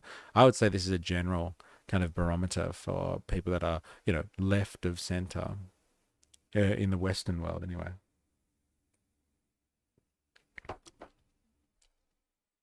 These results tell a clear story. Voters see Democrats as insufficiently prioritizing issues like the cost of living, the economy, immigration, healthcare, taxes, crime, which are all top concerns for voters. At the same time, voters see Democrats as putting too high a priority on climate change, democracy. I can't get over that one. Democracy. What the fuck? This is America. This is the land of the free. Like they've associated the idea of freedom and democracy together, and now they're going to like tear that one to pieces. Abortion and identity and cultural issues.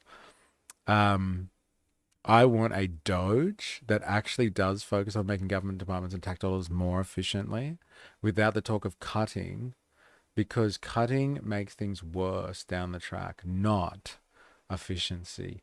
Yes, right. I know. There is a big difference between just like slashing and burning things that have obviously built up over a long period of time because they were essential, but like they may be not working in a way that is conducive to being like, I don't know, cost effective or something like that. But they're obviously necessary because at some point there was things that needed to be done. And like, yeah, the Doge kind of just cut and burn, baby, like slash, slash, slash, everything's gotta go, go, go. Yeah. If you could have an actual department, like an audit, basically, an audit system. Not this, yeah. Like apparently Doge doesn't even exist anymore. Remember like Doge was going to be around for like, a few years doing its thing. Apparently Doge has completely been shut down now. Actually, is that true? I'm sure I heard that. I don't want to like spread propaganda unless it's accurate. Has the Department of Government Efficiency officially ended its operations in the US?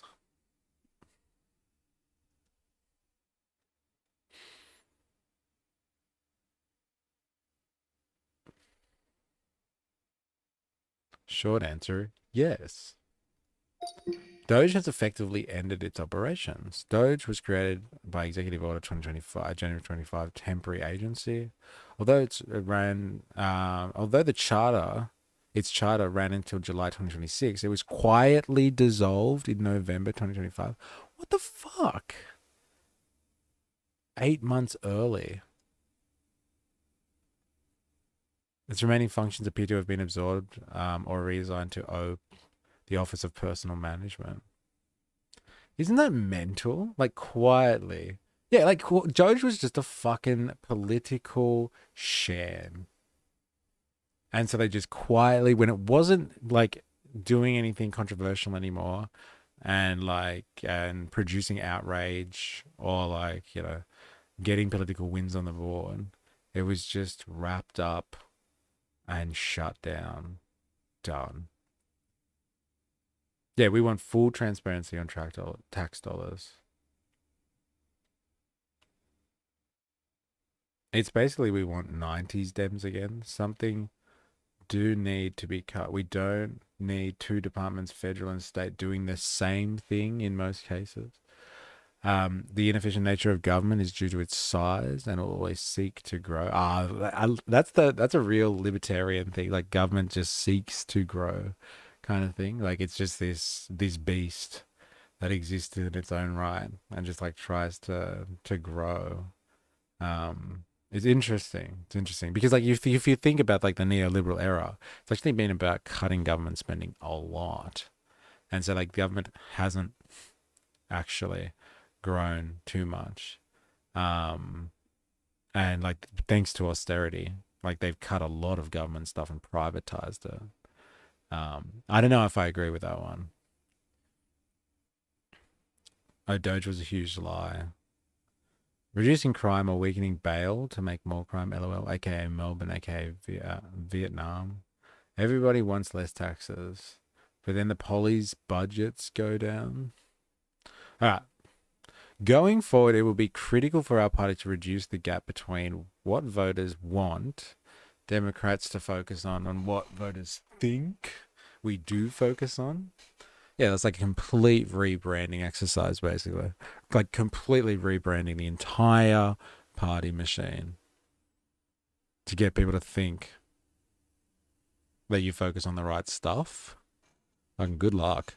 This will likely require making issues like the cost of living, the economy, healthcare, border security, and reducing crime a high priority for our party, both in communications and in our approach to governance, and placing less emphasis on issues like climate change, democracy, abortion, identity, cultural issues. They just cut and paste the same shit and like in 2 paragraphs. Fucking consultants, man. I wonder if they get paid by the word. Taking away profit motives means more money in the pockets of the working man. Governments should be providing public services that reduce the amount of value taken away from the working man. I look, and you know the thing is, like when governments provide public services and employ people directly, then like that money goes into the economy and then gets spread throughout the economy because they get paid in wages and they buy shit and then that goes throughout the economy. They get paid in wages, they buy other people's services, and that supports the free market system that supports private businesses. And if you have an economy that's failing or struggling, like I know in the case of New Zealand there's like a big kind of jobs crisis, they should be increasing government employ, and then they can use that to filter money throughout the economy. That's what you know, I think they could do that easily. They could warp their spending, and then they've got more people to tax as well if they really wanted to control that. There was an article recently that stated Melbourne's crime offender numbers are down. Offenders, not offences. Sorry. Crime offender numbers are down. Offenders, not offences. It's just kids off bail and then repeat offenders. That's interesting. You can make an argument to pay police more so they are less prone to corruption, but I don't think it would work put that way. Yeah, I didn't think so either because the system is designed to allow certain people to have access to politicians if they can pay, like pay to play politics. And so if they're able to pay to play, then the corruption will never disappear. It's lobbying. It's just lobbying. It's institutionalized corruption. Just get rid of it. Get rid of it altogether. And then they'll have to do it like proper corruption. And then they can get fucking busted if they set up the right ways of scrutinizing that.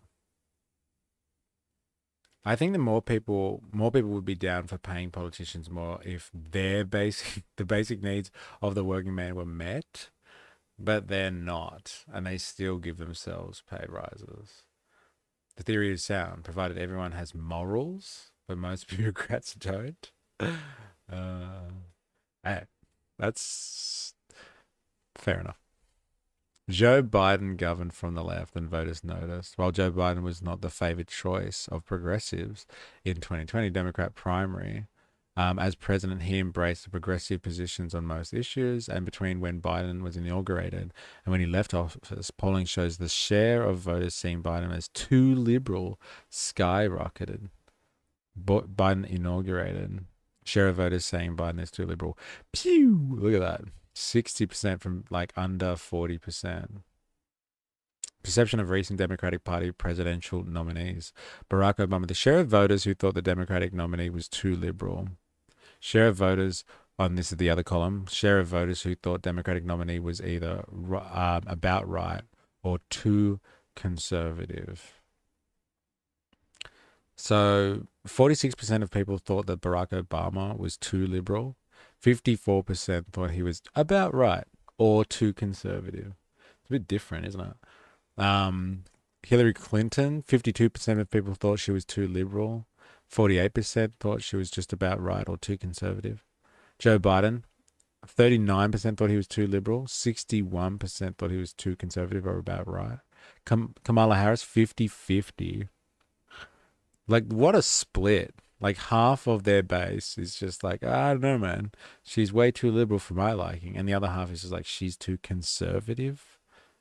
Or she's on message for Republican. I don't know why that's whited out, these sections. I can't read them properly.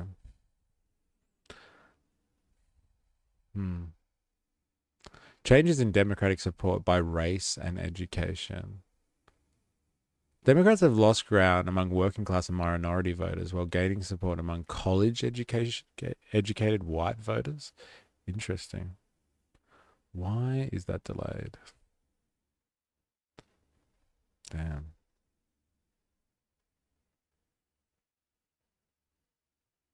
Hmm.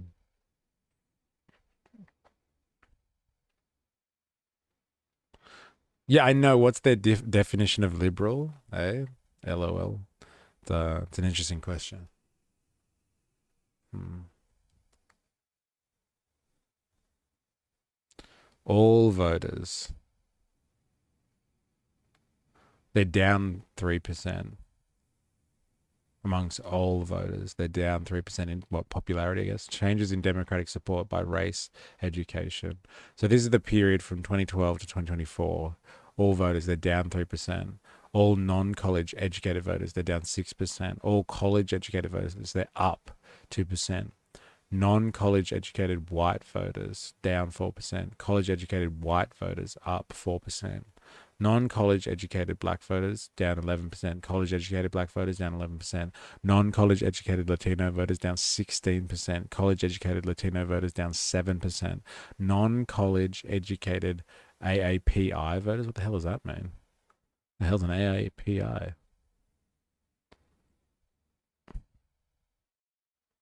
Other non-college educated voters down 7%. Other college educated voters 3%.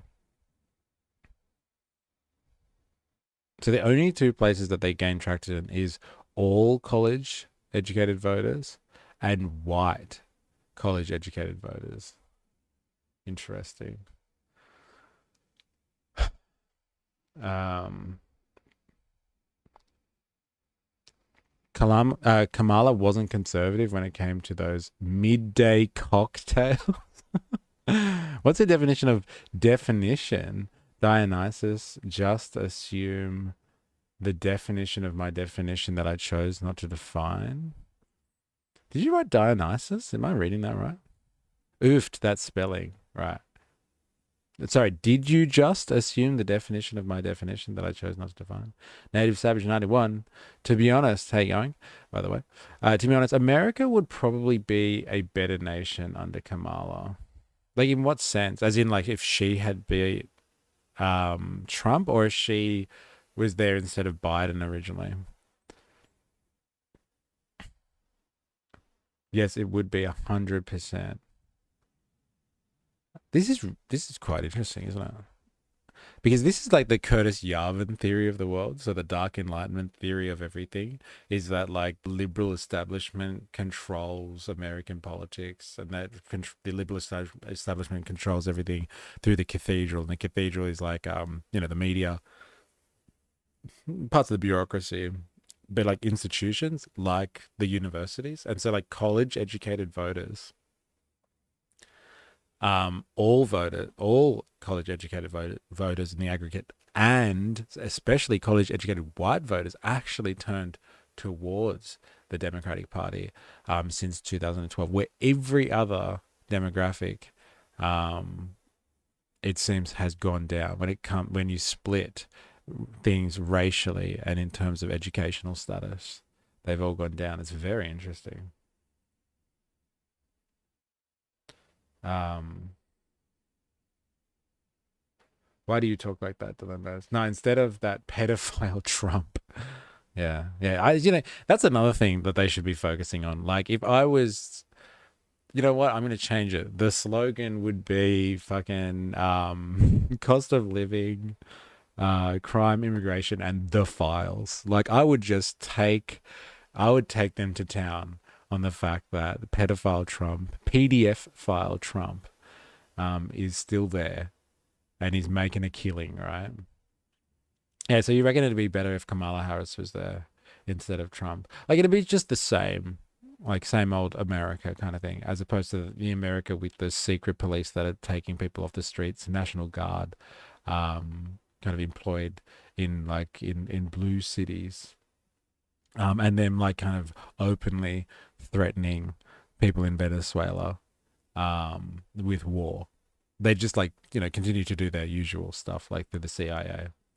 All that big word mumbo jumbo. I don't think I've ever typed Dionysus. What if I talk like this? Sexy voice. LOL. You mean words? Why do I use words? Work on stamping out corruption on all sides. Promise the release of the files and the UFO files. I only communicate via non-verbals. Promise the release of the files. Yeah, that'd be a big thing. Just like hammer that home, right? Just like you did with the files. Oh. Um, give me disclosure. I want to know how deep Pine Gap really goes. The political BS and rhetoric, why do you talk like that? It's not going to accomplish F all dilemmas. All right, let's keep going, shall we? Changes in democratic support by ideology, 2012 to 2024. Demographic. Change in democratic support by ideology. Overall, minus 2.8%. All numbers in two-way vote share. Declines in democratic support have been concentrated among voters who identify as moderate or conservative. So conservatives have dropped, moderates have dropped, liberals have increased. That's really not that fucking insightful, is it?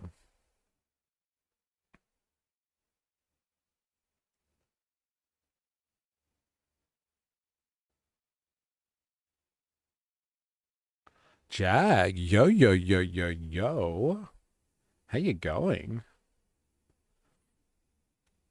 Welcome, welcome. Have you ever seen this document or heard anyone talking about this? Where are we? We're on page 19. Yeah, page 19. Just for my reference. Check this out.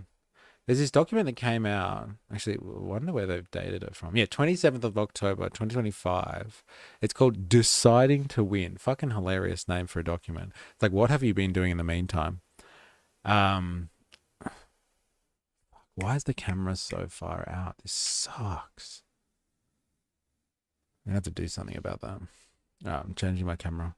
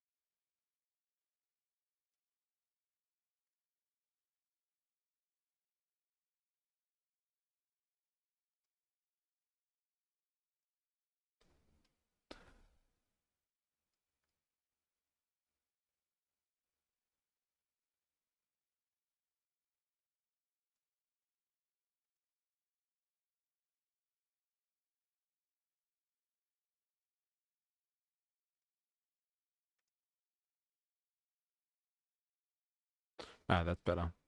I don't know why it does. I don't know why it does that. It's so annoying.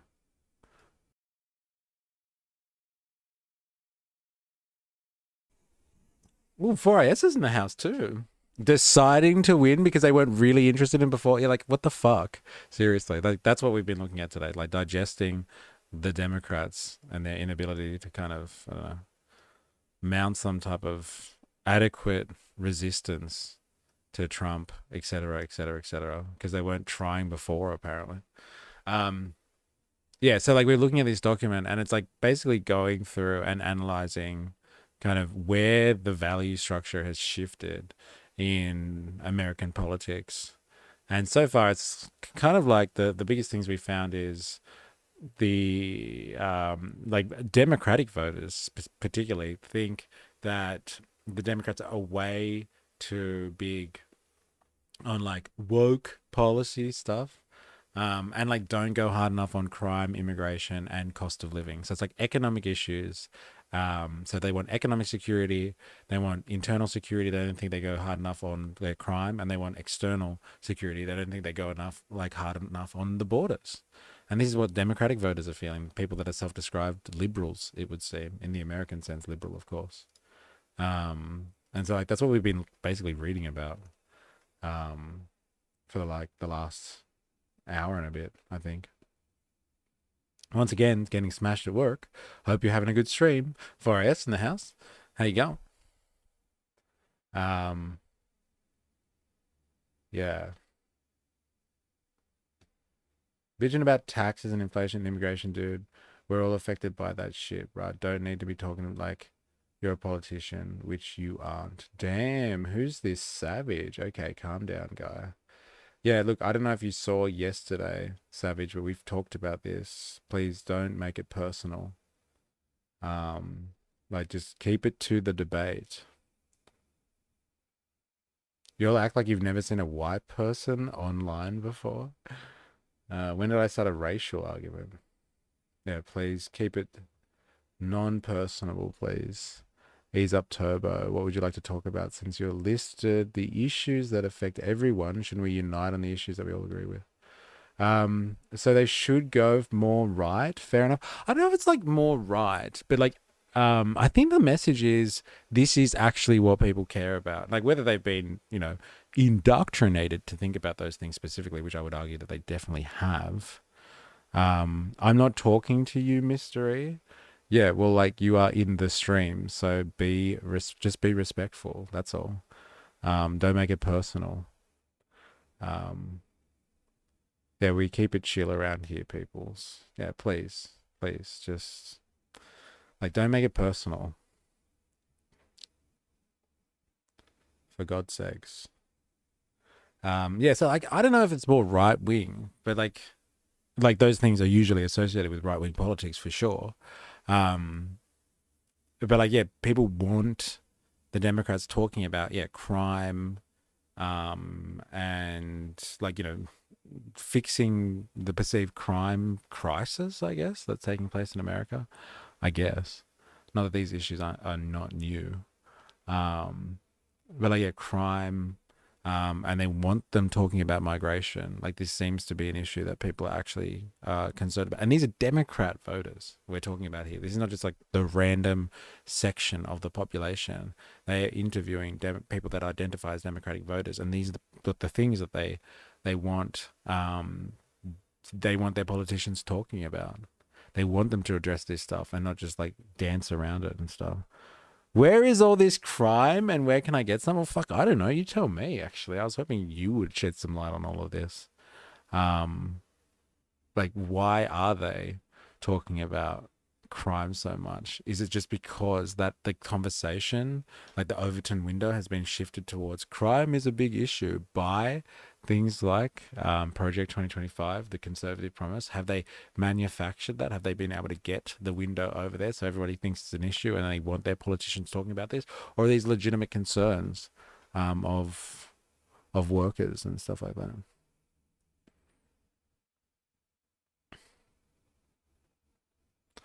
Um, yeah. So that's where we're at. And like, there's some crazy shit. Like, I'll give you one, 4IS and Jag. You can mull on this one, okay? This is what I thought has been the most disturbing so far out of this piece here. Where did they say the thing? Say the thing.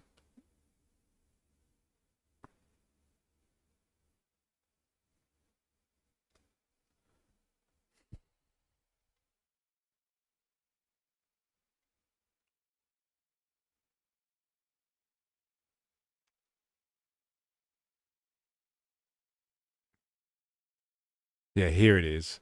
Listen to this. So, to give ourselves the best chance to win, we recommend the following changes to our approach.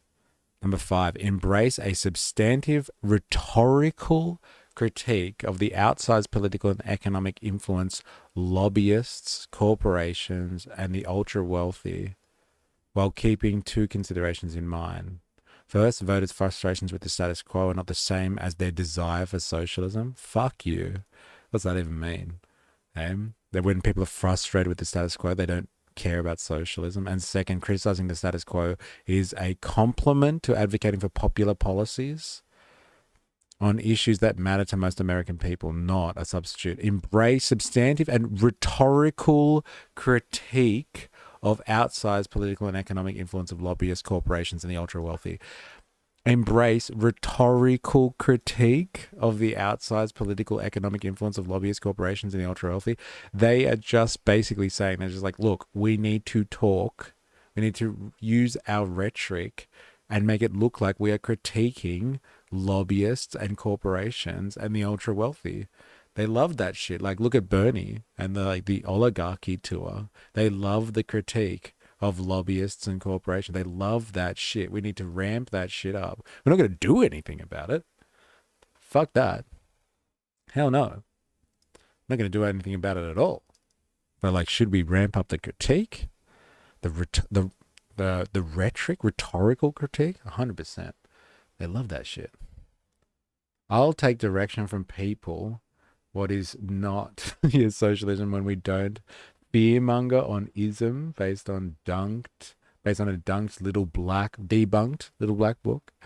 You can't do anything about it when it already controls you. That's what they're saying. Like, they're like, look, people care about this stuff. They don't want the lobbies. They don't want us to be basically ensnared by corporate America.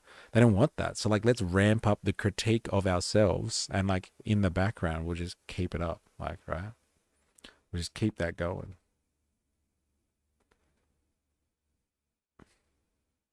We just keep that going in the background.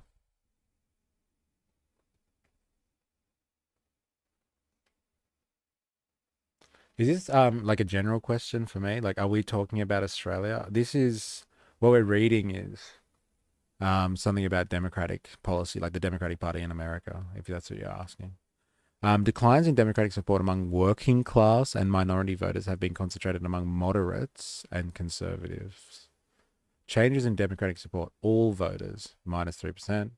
Non-college educated white conservatives, this is between 2012 and 2024, -6%. Non-college educated white moderates, down 16%. Non-college educated white liberals, up 4%.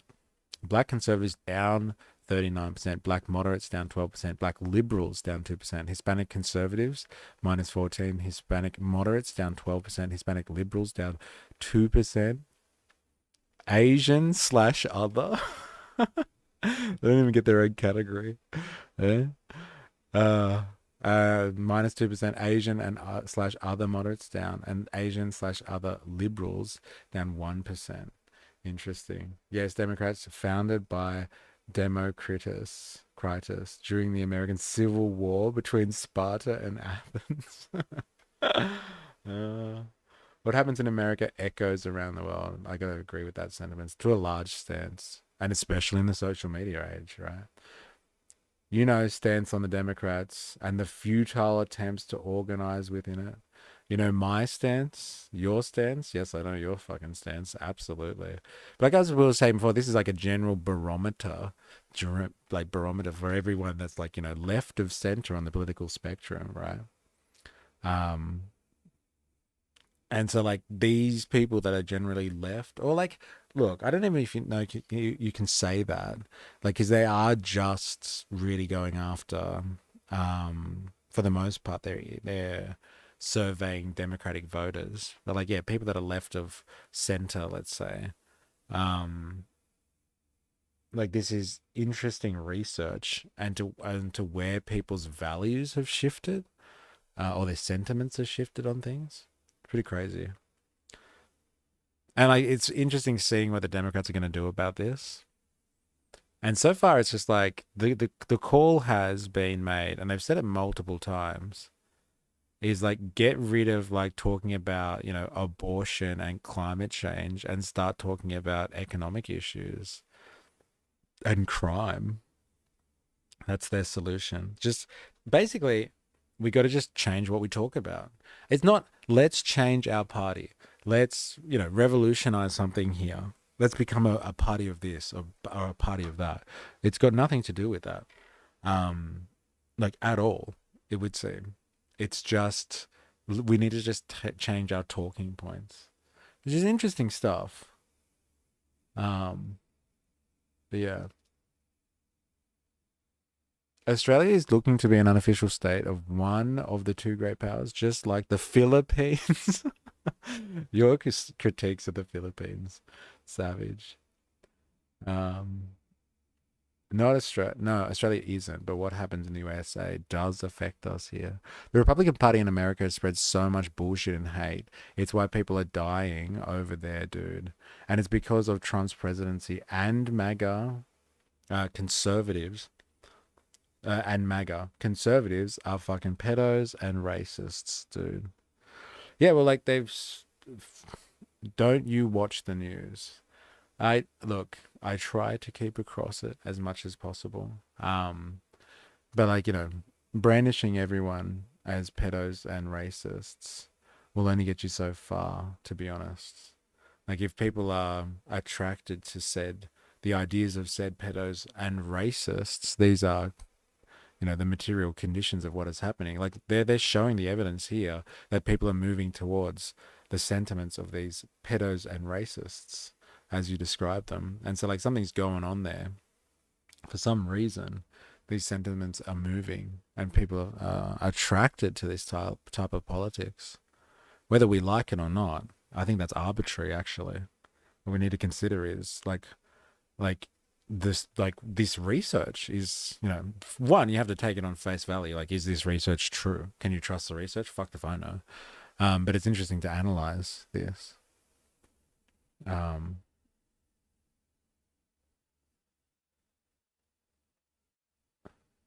they are, though. Even Americans are saying that white Americans are what? Like, I don't know. I'm assuming you're gonna finish that sentence. I'll let you finish it. All right, let's continue, shall we? Americans' political institutions are biased against the Democrats. Democrats need to get more than just 50% of the national popular vote to win congressional majorities, putting pressure on our party to appeal to voters in states that are to the right of the nation as a whole. Electoral College, Republican 2% bias, Senate 2%, 2.8% bias, House 1.6% bias. If everyone had voted in 2024, Trump would have won by more. Wow, that's an interesting admission, isn't it? Democrats have gone far from being the party of sporadic voters to the party of high propensity voters. Democrats now tend to do better in special elections and midterms when fewer people vote, and worse in higher turnout races. A major change, sorry, from 12 years ago. In 2024, for example, reputable analysis generally found that non-voters were more supportive of Trump than the general electorate, meaning that if every registered voter had voted, Trump's win would have been larger, not smaller. And isn't that funny? Because like the Republicans are doing kind of a lot to stop people from voting. They've changed kind of registration rules recently, and they're like gerrymandering hard at the moment. They're making like electoral, like what is it, postal voting and stuff like that, really hard to do, or much harder to do in certain areas. Um, to like tighten their grip. This is an interesting stat. You wouldn't have thought that. Like I wouldn't have heard this from anyone else. That if Trump, like if more people voted, Trump would have gotten more of the popular vote. I haven't heard anyone spit that one before, right or left. You just hear people like conservatives are just like, Trump won, man. He's won the popular vote. He's got the mandate of the people. If everyone had voted in 2024, Trump would have won by more. Estimated margin of Trump among non-voters. American National Election Study plus 20%. Corporate Election Study plus 11%. AP Votecast plus 6%. Pew Research plus 4. New York Times 0.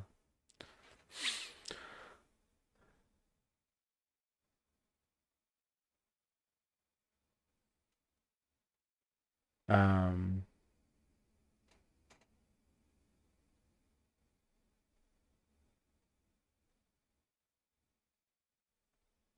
it does get confusing, like when you write a reply, but the conversation has moved on, or I forget. Farron Balance. Look him up. Bald white dude from America. Farron Balanced. What's Farron Balanced? I'm just gonna Google that. Is it this the guy? Farron Balanced. Farron Balanced. Cousins.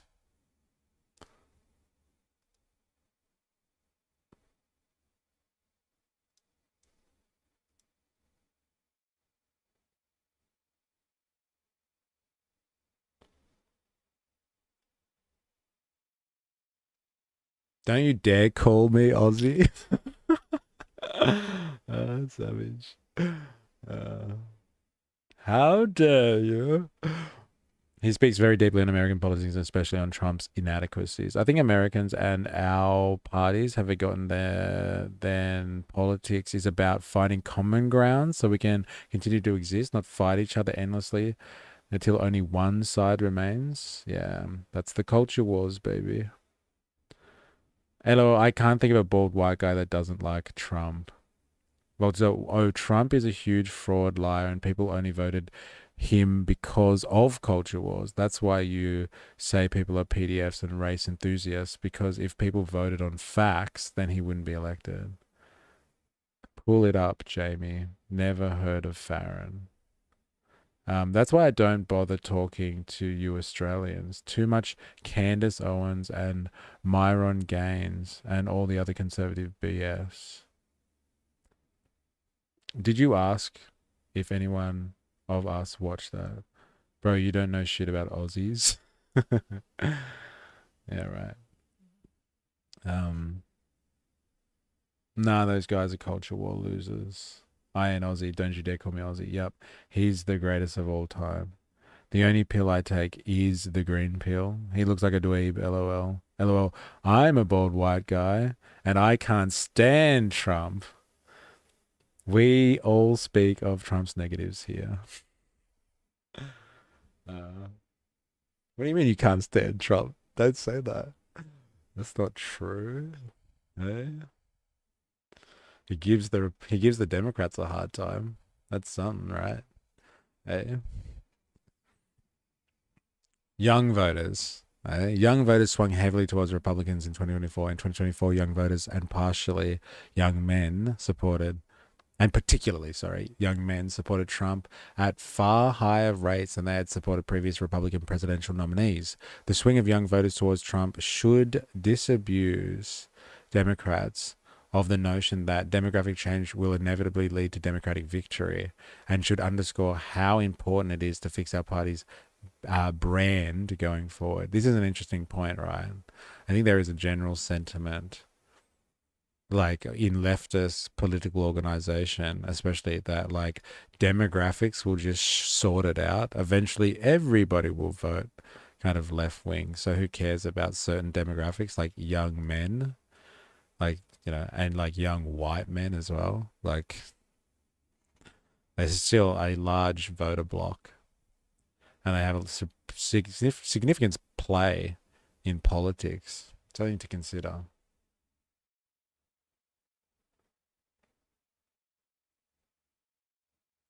Well, being an Indigenous Australian, I know what Aussies are like. I'm a bald white guy by choice. Wow, nice one is casting a wide brush over everyone. Wow, nice one. In casting a wide brush over everyone. This report appears very tone deaf. Yeah, you've come into a very like kind of dry part of it. Like some of the stats that we're talking about earlier was pretty good. Like was like interesting anyway. Like comparing where like Democrats actually talk about stuff compared to what people want them to talk about. That was pretty interesting to be honest. And like how much they use rhetoric. Like since 2012 to now, like how much democratic persons in political forums or public forums have used certain words, like using word white, black, Latina, Latino, and Latina is up 1,000% since 2012. Using the word climate is up 150%. Using guns is up 725%. LGBT and LGBTQI plus is up 1,000%. Using the word hate is up 1,300%. Using the word democracy is up. Like this is weird. Like one of the other things they said is like we can't talk about like democracy anymore. Like that's crazy. When you say Aussie native, are you calling me a white British bald guy? LOL. How dare you? Those statistics aren't like that anymore. Trump's going to be out next election unless he rigs it again. I don't know about that. There's a running theory on this stream that like Trump is working very hard actually to maintain control and probably won't give up his presidency. I reckon that's what Venezuela is partly about as well. If he can create a state of emergency,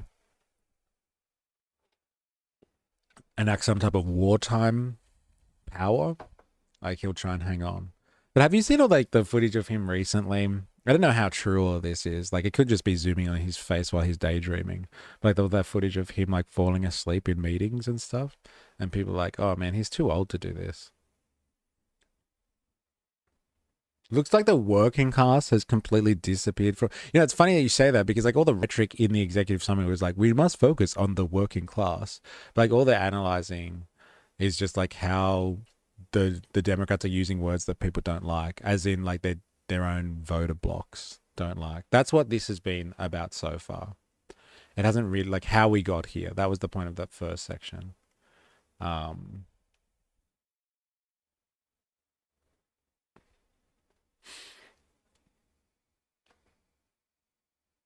he tried rigging it for January 6th and failed.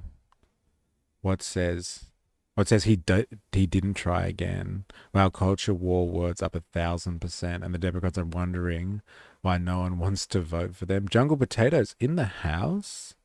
There you going. 100% Trump or the next rizzed up Republican will be king. That's what the that's the theory. Anyway, that's what they're working on, I reckon. I spent over 100 hours on someone going through the January 6th Trump stuff. I spent over 100 hours on someone going through the January 6th Trump stuff. He 100% tried to rig and did incite an insurrection. Very few feds in the crowd that day. Whatever happened to Ray Epps, the pipe bombers on 6th of January? Agreed, Fold. Two things can be true at once. It's actually an interestingly sneaky game he was playing. All right, anyway, let's see. Wait, what were the sections that we wanted to look at? So we look, how did we get here? We've had a look at that. Forces within the Democratic Party don't want to know. The myth of mobilization. What's that? I wonder what that means. What is popular and what is not? I think we should go on that one. Like, this is basically like, what should we look at in the culture wars? Slash, like, should we can be considering working class issues or not? Like economic issues versus the culture wars. What candidates do and say matters. What's the strongest Democratic candidates campaigning on? Which you think can analyze Mamdani for sure. What it does and does not mean to be moderate. Fuck that. I guess we should read it though. All right, let's have a look. What's popular and what is not? The myth of mobilization, just quickly. What's that? Some Democrats argue that to win, our party should move left to mobilize our base. This section emphasizes mobilization theory in detail and finds that it gets things backward. In fact, more progressive Democrats tend to do worse electorally, while more moderate Democrats tend to do better. The same is true for more moderate Republicans, who tend to outperform more conservative Republicans. Yeah, but what's mobilization about? Whatever. So what the lesson here is, like, go moderate. Go moderate and stop talking about progressive culture war issues. What's popular and what is not. To see where Democrats should go from here, we need to understand which policies are popular and which are not. This section examines why traditional issue polling is broken and what more methodologically sound issue polling shows about which parts of the Democratic agenda are popular.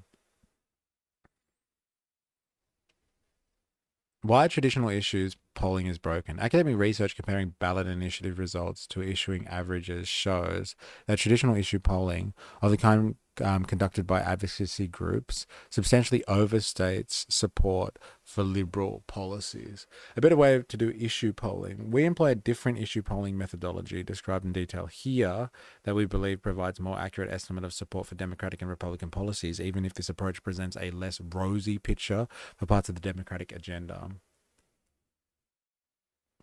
Before looking at our issue polling results, we first examine the results and trust and salience polling we conducted. We find that issues like the cost of living, the economy, inflation, taxes, and government spending and healthcare are most important to voters. There's nothing fucking groundbreaking there, is it? Like, at the end of the day, like, with all the culture war stuff that goes on, like, people really do, and like, especially in the current climate, like, this isn't the fucking 80s anymore, where everything's on the up. Cost of living, the economy, inflation, taxes, and government spending are most important to voters. Who would have thought? Democrats face trust deficits on most of the issues that are high priorities of the electorate, including the economy, cost of living, inflation. Democrats face particularly large trust deficits on issues like border security and crime. It's the thing, man. By contrast, issues where Democrats are trusted more, like climate change, abortion, LGBTQ issues, tend to be less important to voters. Foreign policy issues are of low importance to voters, with war in the Middle East ranking as the 30th most important issue to the electorate overall. And the war in Ukraine ranking as 34th most important issue. So voters trust Republicans more on most issues they see as top priorities. Important to voters, net trust in Democrats, isn't it? So cost of living. And again, this can be used as a general barometer, I would say, for kind of Western sentiments in terms of leftist politicians. Like, there's a lot of stuff that is done by, the Democrats who kind of represent left-wing politics generally, and is superimposed because people digest a lot of American politics. Then they superimpose that on their parties at home. Look at that. Importance to voters. 85% of people put cost of living down as important. And like trust in Democrats, like that have that issue covered, -6%. No different than Dems opening the border to flood America to affect the census and gain more seats. Both are corrupt as each other, just in different ways. All these court cases, the poor girl he blamed for tampering with votes, and in court his lawyer admitted he made up the lie that Trump ran on January 6th. They said it was his amendment rights to lie. My God. Quite the socialist Zoran is. Latest statements on Venezuela stating Maduro's government is one of repression. There's no question about it. Oh my God. That's interesting, isn't it? But unfortunate. I thought, he would show some solidarity and just be like, look, America like has no right to be belligerent until we have some solid proof, and just leave it as that. But it's like, but Maduro is an evil dictator, right? Right? Anyone? Moderate isn't going to work anymore with social media and algorithms, as Vol pointed out earlier. It always dinner table issues. If you can't get the economy right, people will vote you out. It's the economy, dummy. And then he got head. All right, here. Importance to voters. The economy, 81%. 9% trust. Is this a source deciding to win politics? Unique responders. I wonder if this is all voters or just Democrat. No, it doesn't say. As of June 25, Democrats trailed 4% on average on which party is trusted to handle issues above average importance to voters. I think it's just all voters then, I guess. The economy, 81% down. Trust in Democrats, -9. Inflation, importance to voters, 77% of people think it's important, -10% trust in the Democrats.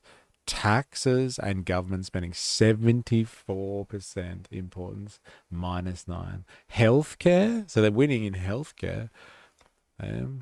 Those liberals, they've got healthcare covered, 71% importance, +5% trust. Political division, importance to voters, 0. It's like balanced. Budget deficit and government debt.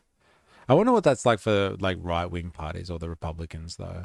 People think that the budget deficit and government debt is important. 65% of people, and they think that the Democrats are shit. They can't be trusted. 10% negative swing. National security on foreign policy, 65%. I think it's a big issue. 65% of voters. Like, yep, national security, foreign policy. Like, let's take out some Venezuelans. 9%, -9% trust. Social security, 62% believe. Then they're in the positive, 1% positive for social security. Poverty, 62% say it's an issue, 3%. So they're covered on healthcare, they're covered on social security and poverty. Medicare, they're trusted. Housing, they're trusted. Mental health, they're trusted. Education, they're trusted. But like these are these are not the top 5 issues. Healthcare is the only top 5 issue where people feel like left wing or progressive politics has got it covered. It would seem. On taxes and government spending, on inflation, on the economy, on the cost of living, the top 4 issues, progressive politics does not have it covered. There's no trust. You know, it's interesting. The effects that most right-wing economic policies do is the widening of income equality and an economy based around the people who own the capital. It's very neoliberal stuff, I would say. Tax cuts for the rich and watch it trickle, baby. I don't get this table. Is it saying more people in the US, in the reps, are better for budget and debt? Is it saying more people in the US in the reps are better for the budget and the debt? Have they ever looked at the budget? Yeah, I don't know. It's a good point.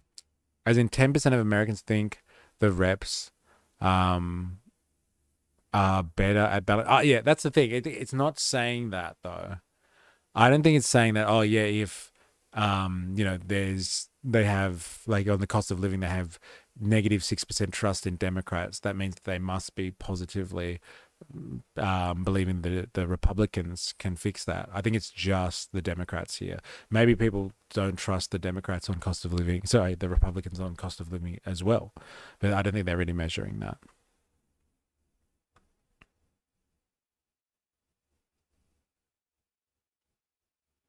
Look at that. Border security is like 50% of people think border security is a thing, and -17% trust in Democrats. International trade, 50% of people think it's a top issue, -10%. Like even with Trump's fucking tariff policy and like war with China. People are like, oh, I don't know, but still, the Democrats are pretty shit. I don't know, man. Crazy. Um, yeah, for everyone who's not American, I guess, like this sort of stuff just helps us, yeah, a barometer, I would say, for how people view progressives, not left wing. I'm gonna make that distinction. Not left wing, but like progressive politics generally. I think there's a difference there. Maybe the questionnaire is asking people what's important, and 85% think it's important. Like a multi five option question on how important or something. I think they've just ranked, right? They've ranked the importance. And like most people have put, like 85% of people put cost of living down as important. And then you say, like, well, what do you think? Do you trust the Democrats on that?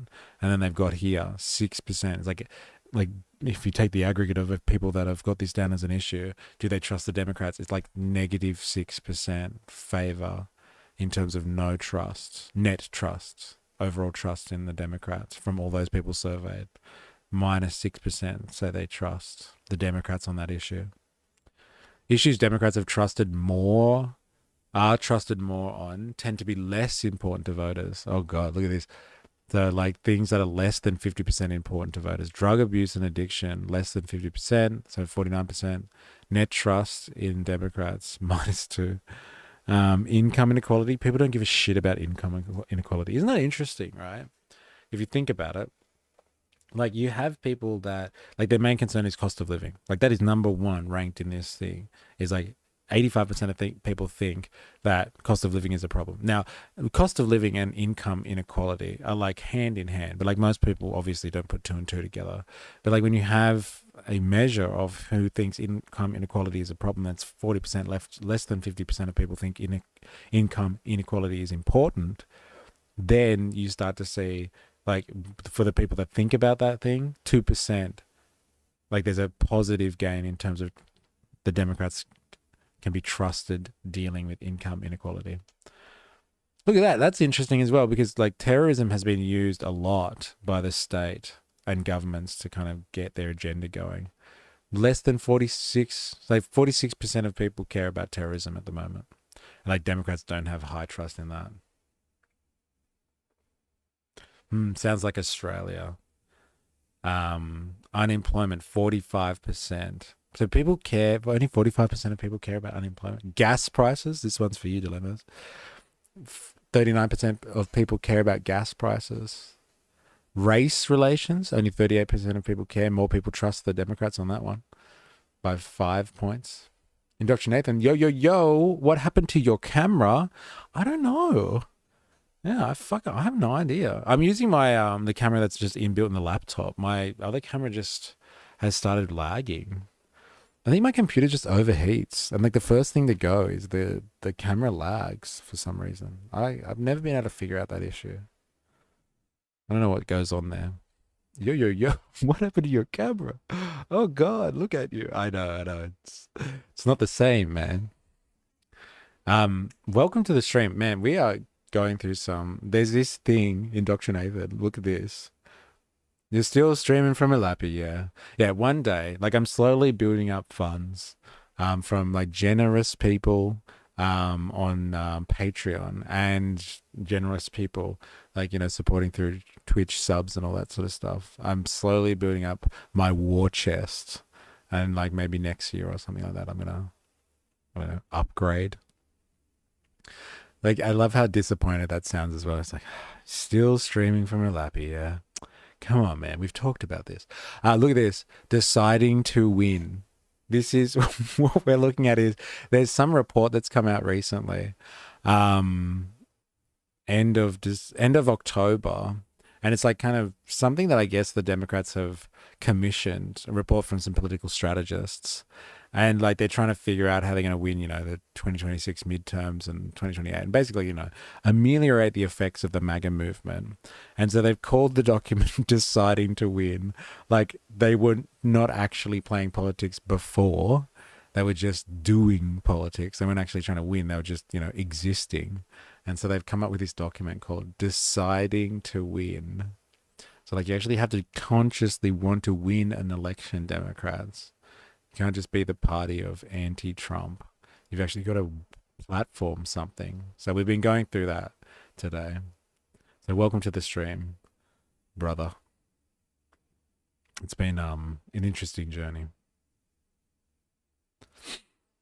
To be fair, more money gets thrown into education than ever before, but results are getting worse. The make good factory workers style of education is not the way to do it anymore. Eh? Interesting. Interesting.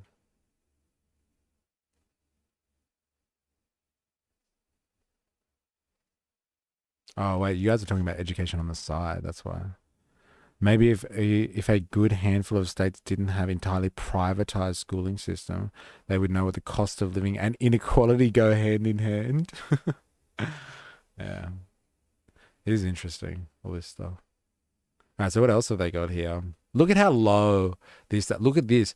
And this is just general voters, right? Look at this. Climate change is 32%.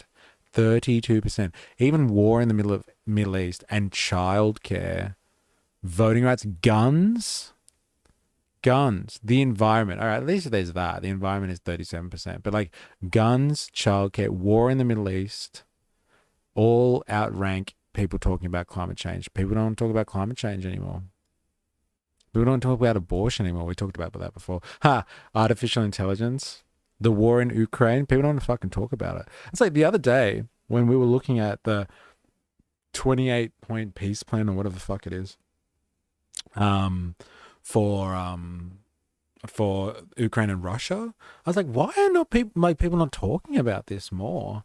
I was really surprised by that. Like, because when the Gaza peace plan came out, like it was all the rage. And the Ukraine one, everyone's like, whatever. The Europeans will figure that out, right? Right? So they finally realized the way out of what the LMP here are going through, that you have to stand for something more than an opposition of the other party, I guess. Well, they're struggling to analyze it by the sounds of it, indoctrinate them, to be honest. Like, to be fair. They're still trying to analyze it. Student debt, 22%. LGBT, lowest on the list. LGBTQ issues, 15%. I wonder what Ninja Nurse has to say about that. Probably not here anymore. Probably had to go to work in service of capital. Eh? Not even service of capital. To keep healthy the workforce for the interests of capital. Contextualizing our issues polling. Interesting. So can you see where this information is heading, right? They're just like, gotta think about this and not think about this. But like, that isn't really like more, like you can't make the reflection that like this is just where everybody's thoughts are going. Like this is where the conversation, the Overton window has gone because of like the machine that manufactures consent. They've helped sort, like this is really interesting reflection of manufacturing consent. So if you know the concept by Noam Chomsky is like there is a media landscape out there that like controls the narrative to a certain extent. They say what is acceptable to talk about by bringing out the headlines, the main media outlets in the world, and then everybody starts like trending things that happen. Like these are some big talkers, there's some big media institutions out there that will say big headlines, and then everyone's just like, oh fuck, I got to talk about this now because they've mentioned it, and they get in on the frenzy.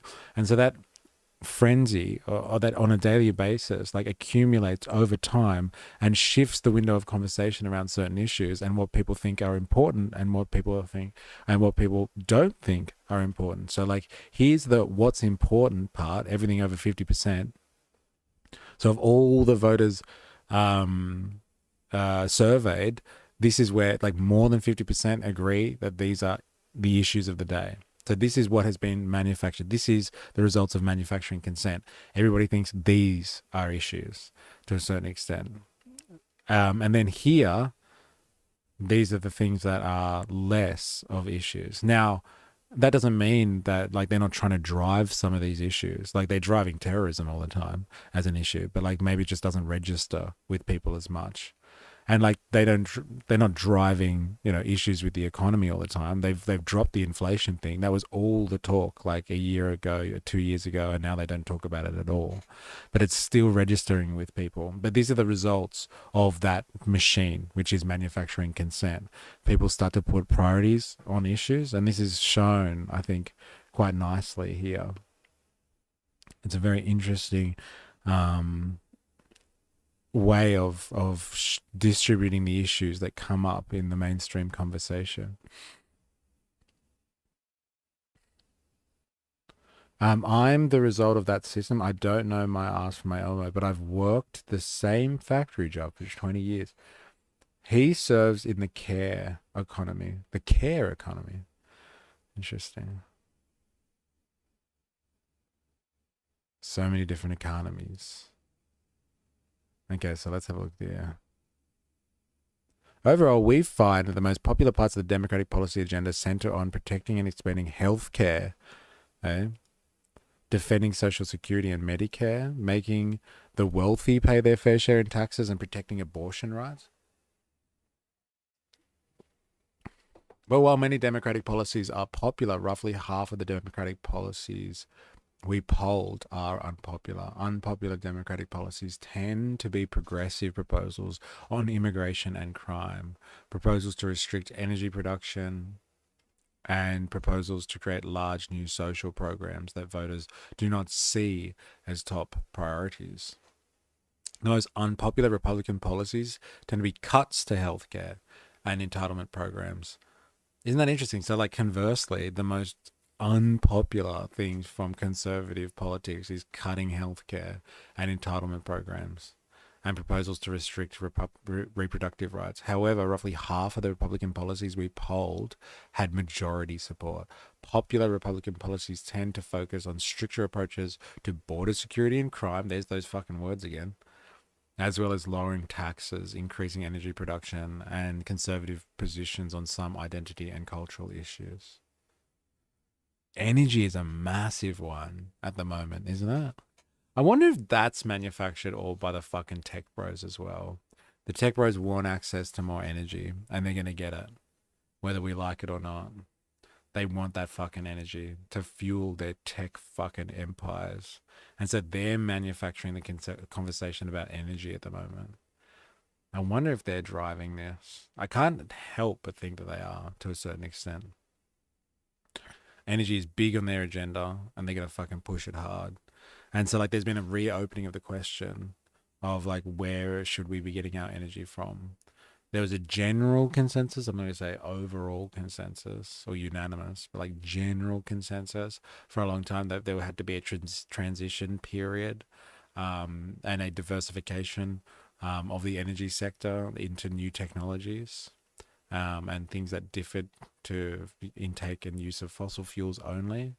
And now, like, the tech bros are really, muscling their way into the general economy and demanding more of existing infrastructure. Everyone's opened up the question again of energy, and it's like, do we really want to go for new stuff? We need the energy now. Let's just rely on the same technology to fuel the needs of the tech bros. Unpopular Democratic policies tend to be progressive proposals. No, I've read that. We polled 190 policies in total, 105 Democratic policies, 85 Republican policies. Support for Democratic policies was 49.3 on average, percent on average, while support for Republican policies was 50.4 on average. All right, let's have a look. Popular Democratic policies: expand prescription drug negotiations beyond Medicare, ban congressional stock trading. Fuck, that's hilarious.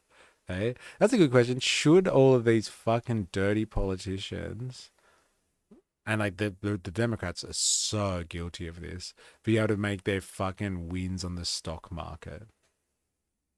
The transfer to renewables. Hey, I see what you did there. You said the word. Transtifer. Expand Medicare prescription drug pricing from 10 to 25 drugs. It's all Medicare. Look at that. Their top policies all relate, their most popular policies all relate to Medicare. Expand Medicare to cover dental, vision, and hearing. We don't even have that here, right? A genius idea: replace all the workers with AI. Then they get new jobs running hamster wheels to create electricity for AI. Oh my god. Could you imagine? But like that is part of the dark enlightenment principle, right? Biodiesel. Isn't that the fucking Curtis Yarvin idea? Eh? Like we have all these useless people out there not fucking doing anything.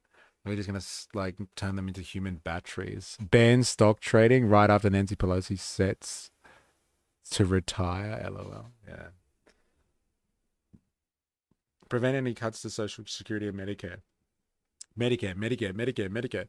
Expand mental health care programs for veterans. Increase Social Security benefits for low income seniors. Raise the minimum wage to $12 an hour. I still can't get over how fucking low the minimum wage is in the US. It's scary. Did they just poll a bunch of old people for this? I don't know. Well, because it's all like Medicare stuff. It's just like, we need more drugs. Yes, Soylent Petrol. Oh my god. Actually, I have to watch that movie. I only know the references to Soylent from Futurama.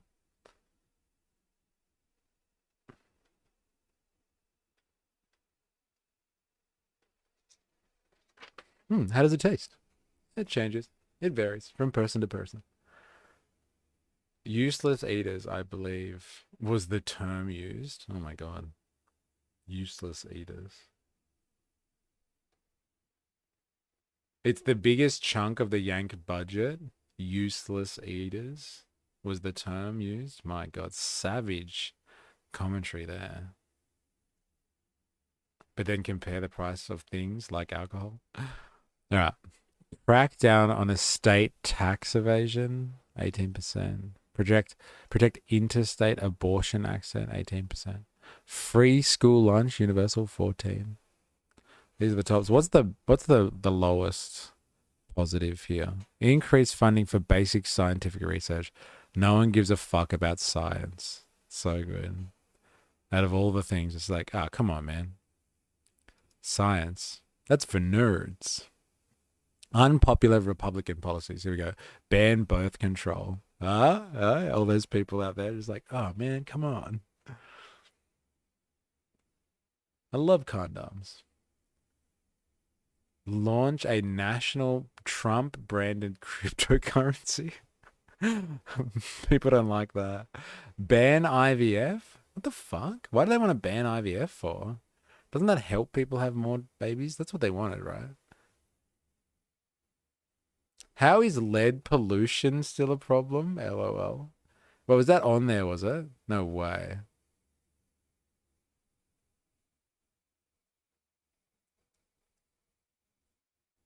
How do we have obese homeless people? Oh, just look at the food that people get access to when they're poor. It's not really food, is it? It's something else, man.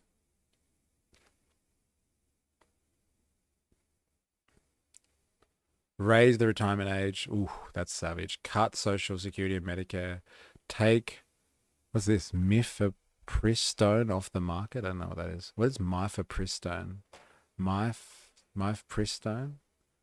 Mifepristone? Oh, there we go.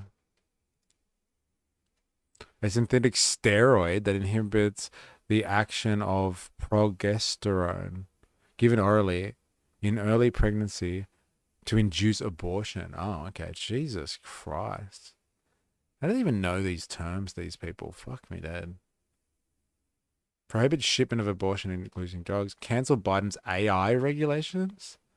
Really? That's the most unpopular out of all things? Leave NATO. Defund Planned Parenthood. Pardon January 6 participants. Rename the Gulf of Mexico to Mount Denali. What the fuck is that? Acquire Greenland. Bro, that's the best policy. Everyone should be on top of that. Freeze biomedical research monitoring. Repeal the ACA. Let the ACA tax credits expire. Reduce the independence of the Federal Reserve. That's pretty popular. It's only slightly negative, right?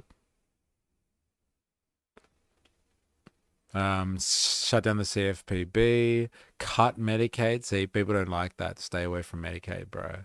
Cut the corporate tax rate to 18%. Interesting. Most of them are like, yeah, we can live with that. Withdraw from the Paris Climate Agreement. Ban abortion after so much abortion stuff in here. Oh my god, get over it. Fuck. Eliminate the Department of Education -6%. What the fuck? They want to eliminate the Department of Education? Wow. The states can do it.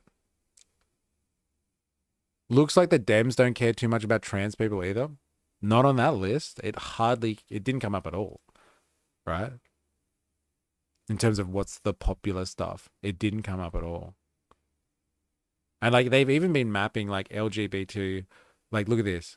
The issues Democrat voters are trusted to be more on and tend to be less important. So the most least important out of all of the things was LGBTQ issues. The least for Democrat voters. Out of all of the things. Unpopular Democratic policies. Abolish the police. Everyone's just like, I don't know, man. I do like police. Abolish prisons. I don't know, man. I do like incarcerating people. Provide free health care to undocumented immigrants. Look at that. -49. That's a great way to wedge something. It's only -2% on the unfavorable Republic policies. Yeah, ban transgender people from the military. This one. Or ban books with LGBTQ themes from public school libraries. Look at that one. That's crazy. Yeah. Only like -2 for banning transgender. From banning trans Tifa from the military. Hey, let them serve. Come on. Lower the voting age to 16. It's pretty unpopular. Interesting. Provide free health care to undocumented. That's not popular. Look at that. Cut police budgets by 10%. Not popular. Get rid of the tracking in public schools. I don't know. What is that? Will they track kids in public schools? Increase refugee emissions. Not popular. People don't want to see that. Restore affirmative action in college admissions. It's not popular. There you go. Abolish the death penalty. It's not popular. What the fuck? I thought people would be all over that. Don't ban any book. That's just so lame. Yeah, I know, right? Like, are you really that concerned? Increase taxes by 3% on Americans making more than 75,000 in order to increase spending on healthcare, infrastructure, and education. How about you just budget for it? Just put it in your budget. Fuck it. You'll get the returns later. God damn it. These just sound like early noughties Republicans. Yeah, it's interesting. I think Dilemma has said before, like some of the stuff we were reading before about the Democrats in this one just sounded like a return to being 90s Democrats, basically. Don't they track performance? Oh, right. I thought they're like tracking kids on campus. Right, they're tracking performance. Got it. Yeah, do they mean like standardized tests as tracking? Yeah, got it. If I read that book, I might start to love to suck cock. Did I just read that right? What, the LGBTQ plus books? That's what they're worried about. Oh no, kids are gonna turn gay. That book made me gay. I was fine beforehand, I swear. I know, can't have all this knowledge lying around in paper film. Burn it. All right, so subsidized electric vehicles, not popular. Requires cities and towns to allow more multi-family housing and apartment buildings, not popular. Create $3,000 child allowance available to all families, not popular. Decriminalize possession of small amounts of drugs for personal use, not that popular. Interesting. Reduce military spending by 10%, not that popular. Interesting. Provide grants to cities and towns conditional on allowing more multifamily housing, free childcare. Wow, it's not up there. Expand the Supreme Court to 13 members. Not that popular. Free public college tuition, universal. Not that popular. It's like above, it's like 15% negative. Ban offshore drilling, minus 14%. Make DC a state. Wonder why that's a thing. Increase STEM visas for 75,000 a year to 150,000 a year. That's Musk's policy right there. It's not that popular. Cancel all student loans for all borrowers. It's getting more popular. Medicare for all, a minus 11%. So even like voters, Democratic voters, won't be like, yeah, Medicare for all is a great idea. I think that ties into what you said before, right, Voltaire, that like there are unions or plenty of unions that don't support Medicare for all because they worked really hard or because they worked really. The average American wants fracking. Yeah. Well, got to use the nation's resources, right? Ban fracking. It's minus 9. Partial student loan forgiveness means tested, minus 7. Comprehensive immigration reform. Lower Medicare age to 60, minus 6. Criminal justice reform, minus 6. Medicare for kids, minus 4. Free childcare means tested. Repeal the Hyde Amendment, which prohibits providing public funding for abortion proceedings. Free public tuition, college tuition means tested. Increase antitrust enforcement. Hey, that's pretty high. That's only minus 1%. I think we can all get behind trust busting, bro. Let's go after the big corporations. Provide additional tax credits for clean energy investment. There you go. It's like it's balanced, right?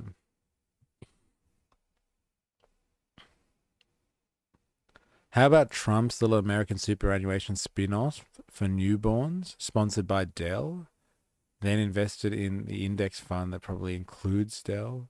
I don't know what the spin-off is. Tell me more. Got to poison our aquifers and with hydrocarbons. It's crazy. It is crazy. Like it's very it can be very destructive in terms of how it's done. Like the methodology behind that style of extraction. Really destructive. But you can access oil so much better when you're fracking. And at the end of the day, don't expect any other fucking priority in a capitalist system. Don't expect anything else. Don't expect anything else. That's what you get from capitalism. Hey, it increases profits. Oh my God. Water? Fuck it. Nobody needs water. We can figure that out later with like science and stuff. Popular Republican policies. Designate cartels as terrorist organizations, 43%. Prohibit transgender women from competing in sports. Bang. Look at that. 41%. There's your culture war barometer right there. Should you have women competing, or transgender women competing in women's sports? 41%. I agree with this one. Get transgender people out of women's sports. That's an interesting barometer, that one. Eliminate tax on social security benefits. Eliminate taxes on social security benefits. Interesting. Trump is going to give newborns 1K to go into a fund till they're 18, allegedly. Well, Dell Computers are putting up the money. Right. Wow. Interesting. Cut taxes by 3% on all Americans making less than 100,000 a year. It's pretty popular, I guess. Like people can get down with that, I guess. Required IDs and proof of citizenship to vote. Eh? Eh? Interesting. Ban gender affirming care for minors. It's 30%. So this is among all voters, I'm pretty sure, not just like Republican voters. This is all voters. And people aren't keen on the transgender stuff. Look at that, banning, getting them out of women's sports, stopping this stuff happening with regards to minors, lowering the gas tax by 10%, 30%, increase police funding, 30%. That's popular. Isn't that such a strange backlash since what was happening in 2020, was it? The Black Lives Matter stuff? I don't know if I got that year right. Maybe not.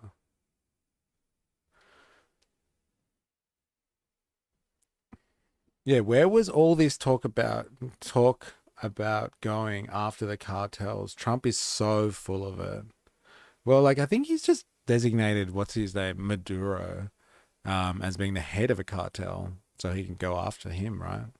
Wuzal, if one eliminates social security, then eliminating taxes on them is a vapid gesture at best. Fair. Yeah, it was 2020 after George Floyd. Yeah.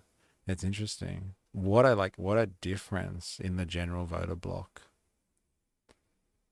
If one eliminates social security, then eliminates taxes on them, then eliminates taxes on them is a vapid gesture at best.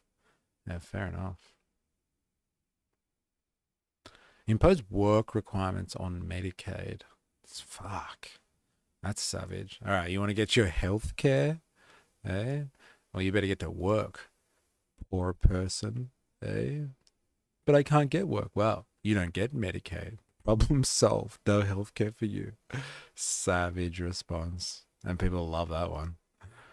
And all government benefits for undocumented migrants. All government benefits. Like fucking hammer the migrants. These are the three themes, right? That we got: cost of living, crime, immigration. These are the big ones that have been put here. Deploy the military to help with border security. Pretty popular, 25%. Impose harsher penalties on disorderly conduct on public transportation. So specific. Far out. Eh? Send in fucking ICE agents then. They can monitor the public transport system as well, because they're taking people off trains and throwing them into unmarked vans. Build the wall. Build the wall. Pete Hegseth crashing out after getting pressed about killing the boat strike survivor. They want war. So full of it. Oh, yeah. They even rebranded it, everything. The Department of War. We haven't, what's that? We haven't won a conflict since we just called ourselves the Department of Defense. So we're going to start winning again with some rebranding. Impose harsher penalties on I just read that. And catch and release for undocumented migrants apprehended at the border. Shut down asylum requests at the border. Damn. That's just like, look, we know there's a UN charter kind of thing. But like, fuck you, UN. Increase criminal penalties for shoplifting. Like, this is high on people's priority list. Gotta get those people shoplifting. Hey, what is this fucking like industrial London in the 1850s? It's like, hey, he stole bread. He did? Oh no, really?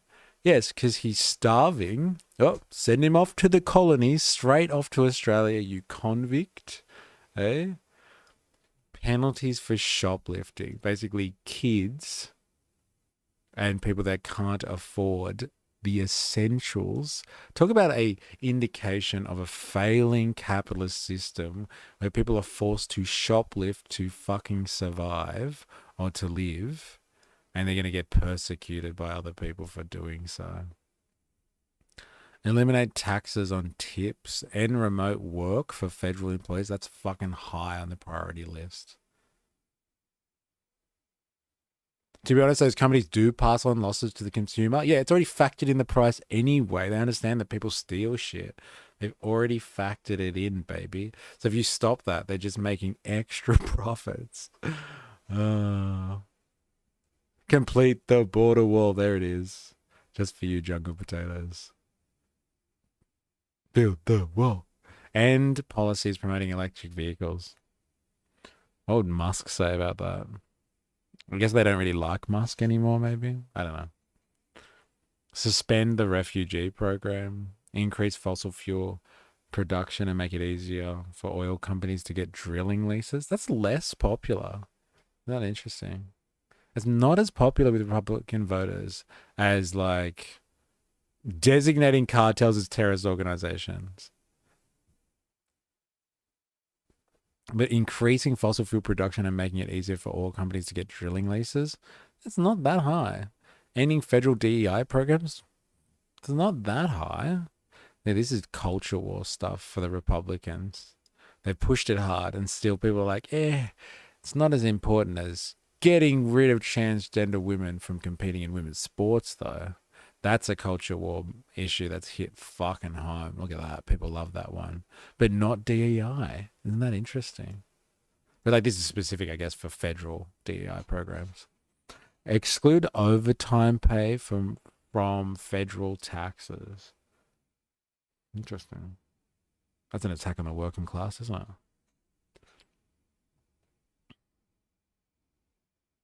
Oh, no, it's not. Excluding overtime pay from federal taxes. That's actually helping people out, I'd say. Interesting. But then Cali made it legal to steal up to $900 worth. What if you steal up to $900? Like if you shoplift up to $900, well, you don't get charged. Or if that's like a comment about something else. Expand police officers' authority to arrest people for disorderly or aggressive conduct in public. Increase involuntary commitment for individuals with serious mental illness who are disorderly in public. Cut federal funding for public schools teaching critical race theory. Oh, man. So this is just something that we don't get outside of the US. Like other countries just don't have this type of shit. You guys, the Americans and their race stuff. Like I guess it's because of the history, you know, like slavery and everything. Like this just doesn't register for countries outside. It's just like what they're teaching critical race theory. That's it. Cut their funding. Cut it. That's it. The whole school should suffer because they're teaching this. That's right. Punish the children. Help cities clear homeless encampments. Fuck. That even registers on there as a policy. Hey, goddamn homeless people. They're the worst. Putting the whole picture together. Interesting. Putting the whole picture together. Right? We've just painstakingly read all these policies that are favorable or not. Let's get some lessons from it, shall we? More people are going to end up homeless because of the punitive health and welfare system. Most encampments have a whole lot of good people who simply go ill. Where do they go? I don't know. They get put on buses and shipped around the country, apparently. That's what they're doing at the moment. They play fucking ping pong with them from state to state.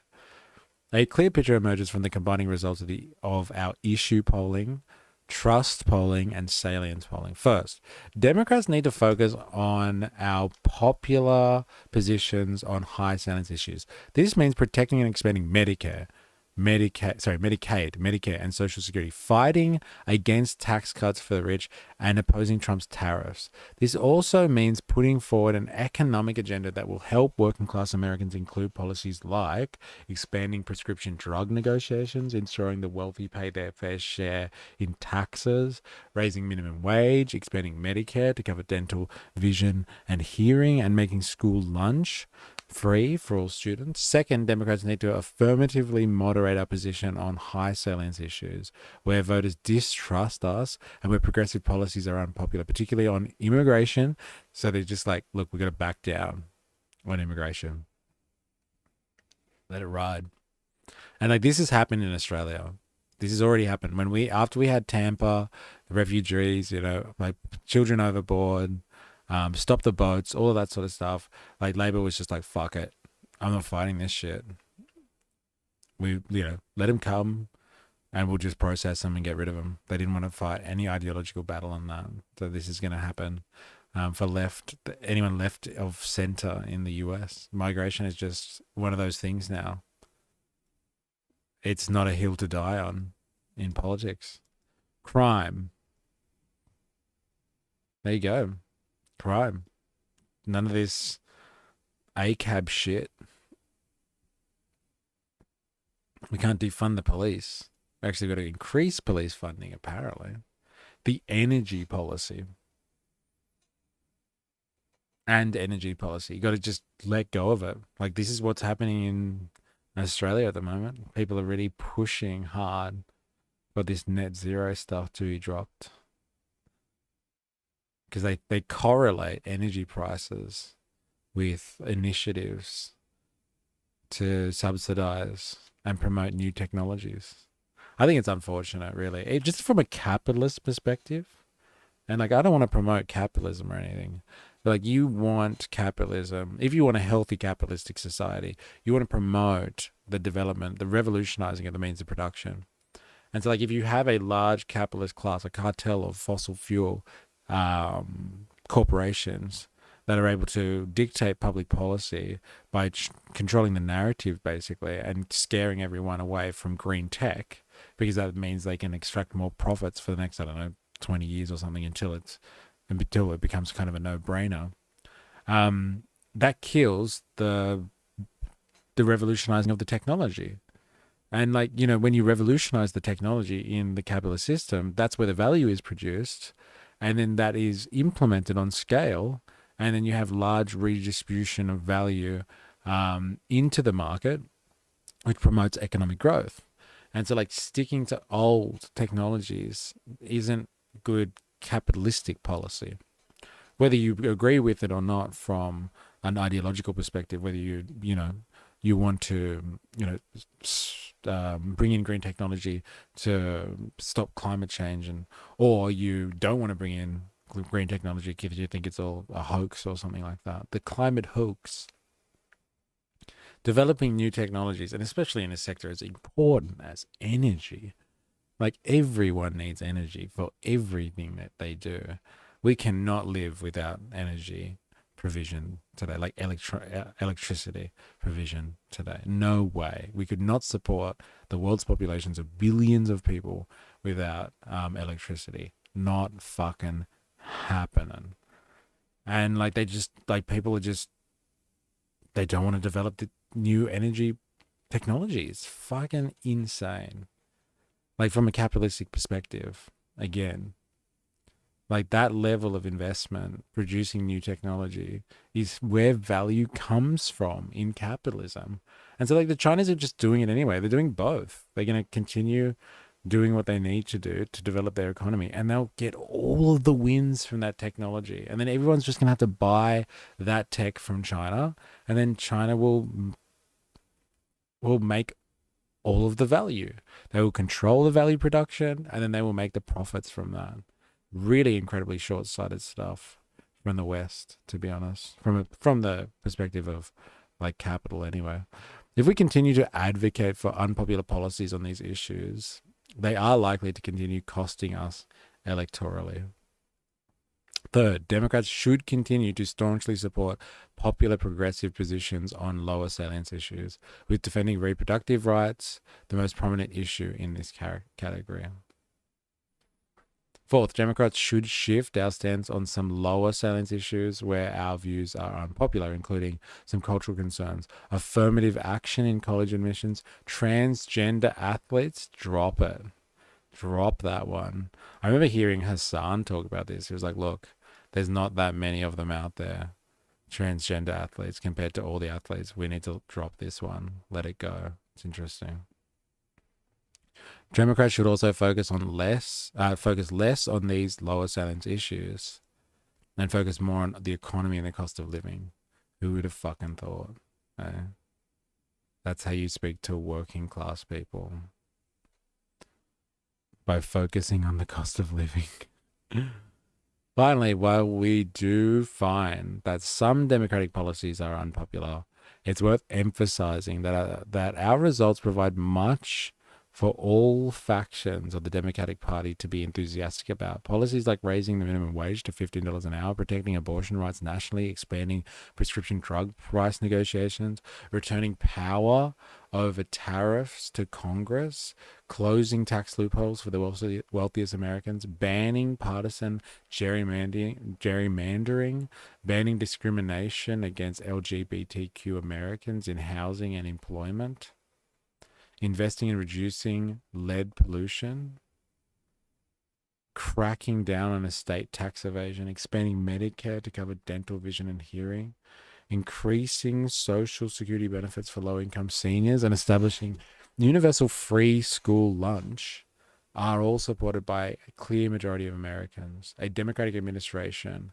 that was to enact all of these policies would represent a massive success and a major victory for the progressive movement. Key takeaways from part 5. Traditional issue polling significantly overestimates support for progressive policies. We should talk about these things that matter to working class people, but we'll ignore the underlying system that creates these issues in the first place. And in the context, like saying that, in the context of what, like I showed you in 4IS when you guys came in, we need to emphasize rhetorical criticism of lobbying, the lobbyists and corporations. We need to emphasize rhetorical criticism of the system because we know people hate the system and can feel the injustices in the system. So we just need to embrace the rhetorical criticism of it. So yes, let's focus on working class issues. Like talk about the class war, basically. Talk about class war issues and then just like let it continue in the background. That's the takeaway. That's the takeaway. In reality, Democrats have a mix of popular positions on healthcare, social security, and reproductive rights, and unpopular positions on immigration, crime, energy policy, and some identity and cultural issues. We need to focus on our popular positions, particularly healthcare and the economy, while moderating our unpopular positions, immigration and crime. So, like, don't talk about immigration, don't talk about crime. It's not our strong suit. People don't trust us anyway. So just talk about what people do trust us on. A democratic agenda focused on the most popular democratic policies would feature much of for both moderate and progressive Democrats to be excited about.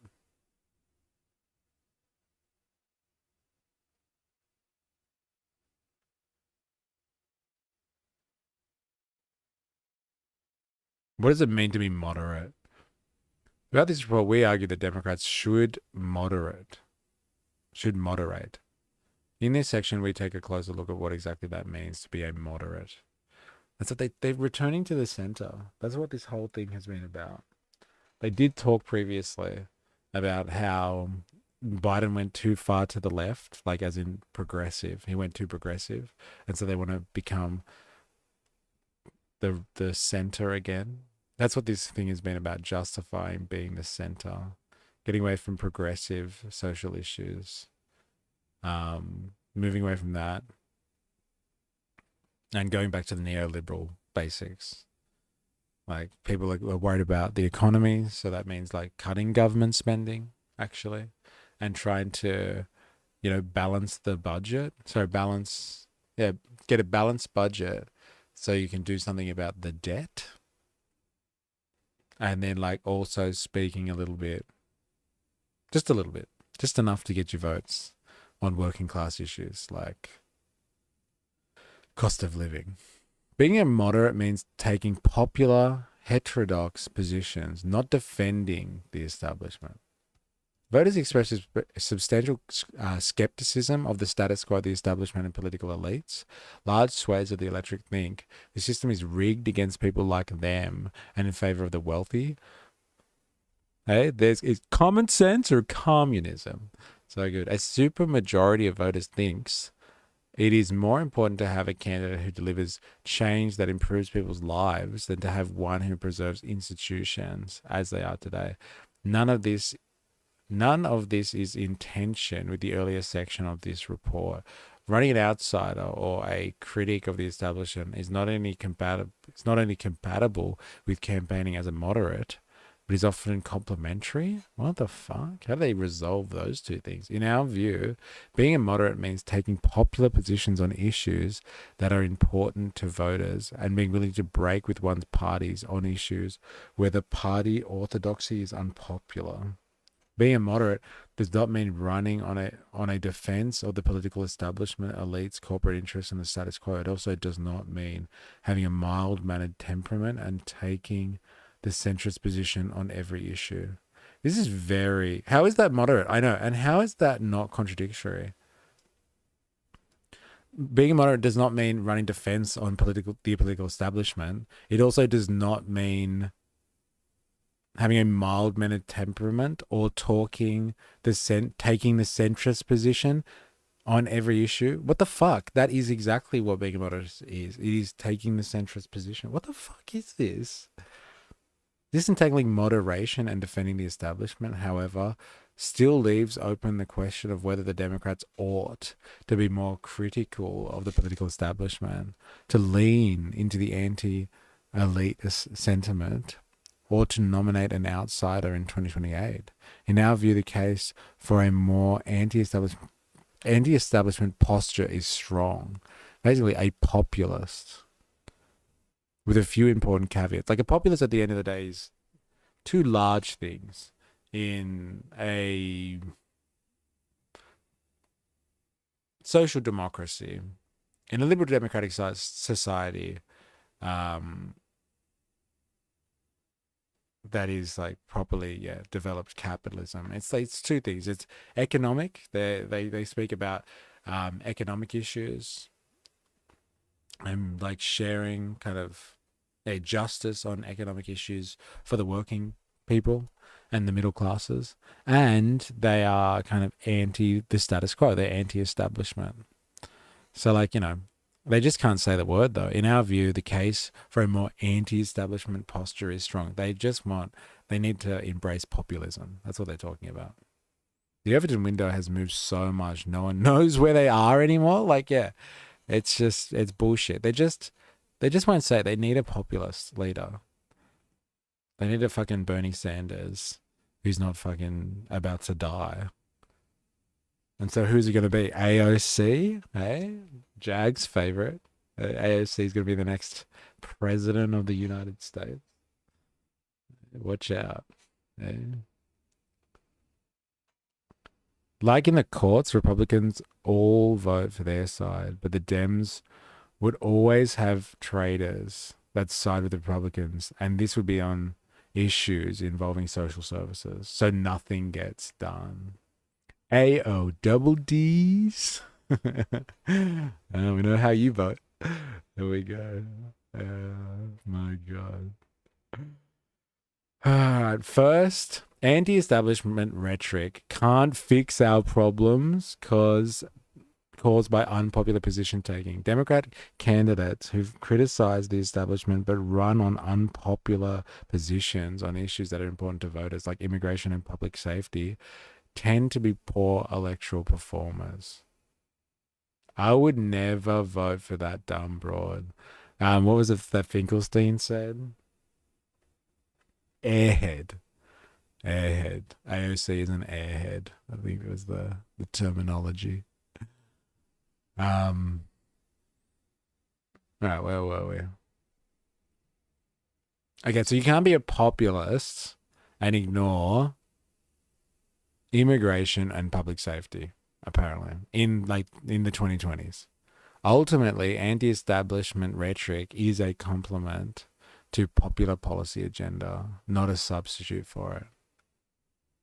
This doesn't make fucking sense. You can be anti-establishment and that complements good policy agenda, right?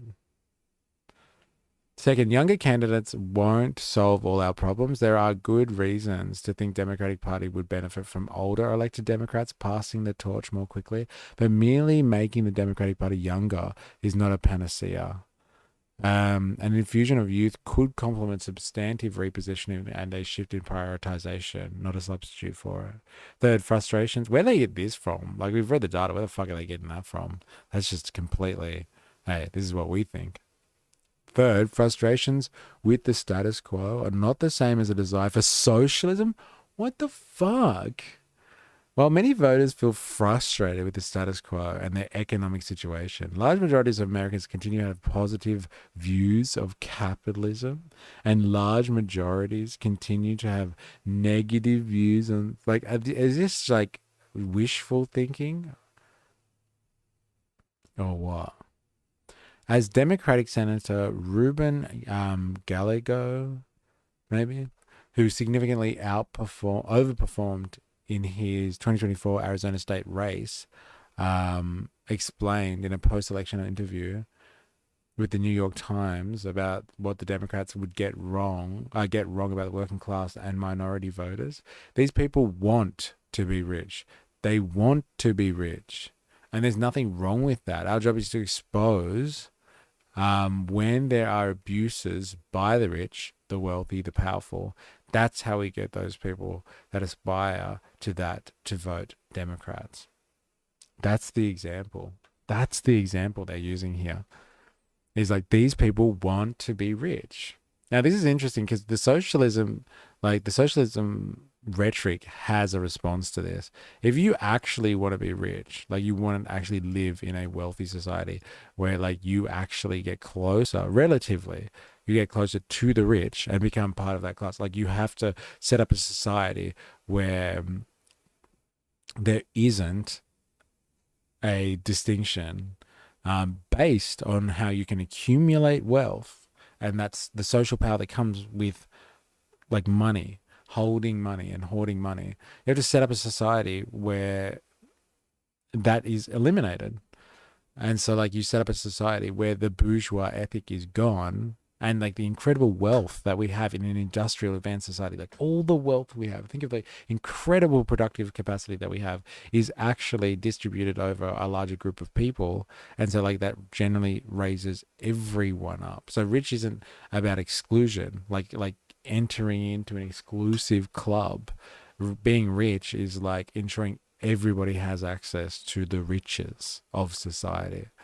Like, you can structure society in that way. It doesn't have to be just like, I want to join the boys club so I can feature in the Epstein files, right? 1% owned bourgeois party. And this is it, right? Our voters are aspirational. They want in on the 1%. We just have to realize that. I don't want to be rich. I want to be happy. Just so happens being more rich than I am now would make me more happy. That's definitely the neoliberal promise as well. We're afraid of saying like, hey, let's help you get a job so you can become rich. We use terms like bring more economic stability. These guys don't want that. They don't want economic stability. They want to really live the American dream. People that are working class, poor, don't necessarily look at the ultra rich as their competitors. They want to be rich someday, and so they don't necessarily fault the rich for being rich. They do fault them. Where they do fault them is when it starts affecting them. Yeah, when it starts affecting them and they're made aware of that. But the fact that they exist, the ultra-rich exists, is in direct like dialectical relationships to the fact that there are a large swathe of poor people out there. The poor exist because of the ultra-rich. The ultra-rich exist because of the poor. If they weren't ultra-rich, there would be more throughout society, more assets, more of the money supply distributed around. It's just basic maths. You have a certain amount of stuff that's in the economy, and you have a bunch of people that are ultra rich as a result of that. And you have a large section that like don't have access to the assets because of the private property relations that we have. So if you've set up a system where like people aren't able to hoard assets, like a very small proportion of the ultra rich, as this person has described it, and a very small proportion of people aren't able to hoard that shit through property rights, you change the legal structure around that, how we constitute society, and then like you'll be able to ameliorate this issue. But like they only fault them, the ultra wealthy, when they think it's affecting them. It's affecting them regardless of whether they're conscious of it or not. It's the fucking propaganda machine that helps suppress this idea that it is affecting them all the time. These people are out of touch. Well, like what they're doing, I guess, is appealing to a bourgeois system. And it's like, if you want to fucking appeal to people, like, look, let's not fight the fact that everybody is neoliberal in their thinking by default. Like, this is capitalism. They're the current and predominant ideology at the moment is neoliberalism. Everybody wants to be rich. Just tell them that if they vote for you, then they'll be fucking rich too. Who gives a shit if that's true or not? Let's just tell them that we'll make them rich. Like, that's the fucking best lesson of this. Let's be honest. Like Trump's got in, he's going to make America great again. Fuck, if the Democrats want to get in, just tell everyone they're going to be fucking rich if they vote for the Democrats. Eh? And so the pendulum continues to swing. There it is, back and forth, back and forth. And this is how they do it now. No pretense of social cohesion. Just double down on the neoliberal. Cost of living's a problem. Eh? Vote for us. And we'll help you get rich. We'll fix the economy up so you can get fucking rich.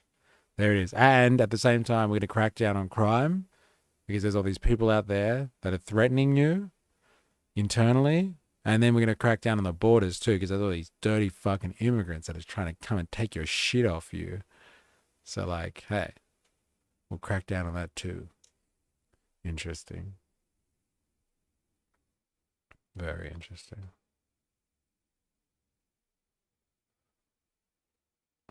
Conclusion. To win elections, Democrats need to make the following changes. First, we need to focus more on the issues voters do not think we prioritize enough. The economy, cost of living, healthcare, border security, public safety, and focus less on the issues voters think we prioritize too highly. Climate change, it's gone. Democracy, what the fuck? Democracy, it's gone. Abortion, it's gone. Identity and cultural issues, gone. Second, we need to moderate our position on issues where our agenda is unpopular, including immigration, public safety, energy production, and some identity and cultural issues. We must also do a better job of listening to and appealing to voters' frustrations with the political establishment, including by leaning into critiques of political corruption. Leaning into it, of critiques. Lean into the critique. Don't do anything about it. Don't do anything about it. What a fucking statement. It's gross, isn't it? That's gross. Include leaning into critiques of political corruption and the outsized power of lobbyists and corporations and the ultra wealthy. Lean into it, man. When they say it, pat them on the back and say, you know what, you are right. And then with the other hand, just take that cash from your fucking lobbyists and the corporations and the ultra wealthy. We must understand that criticizing the status quo is a compliment. This is the most for me, this, like, I know Volta told you, I think you were trying to make sense of this before. Like, what the fuck does this mean? But we must understand that criticizing the status quo is a compliment to advocating for popular policies on issues that matter to most Americans, not a substitute. What the fuck does that mean? We must understand that criticizing the status quo is a compliment to advocating for popular policies on issues that matter to most American people, not a substitute. It's not a substitute for the status quo. Is that what they're saying? So critique it all the way, but we're not replacing the status quo. Let's help everyone critique it. Let's just do this. But we're not going to actually do anything about the status quo. I heard Victoria Labor Party meetings are stressing about the crime over there, it's bad, but you got to follow party lines. Crime's becoming a big issue in Oz. Yeah, it's interesting. Like, it's become an issue in Australia because I think of the media, like media attention and the Overton window. But like, has there been an increase? Like, even I think you put out something before saying in crime is actually down. It's just repeat offenders who are offending more or something like that. So the people that have association with crime are warping the figures as opposed to like everyone just becoming criminals on a greater extent or something.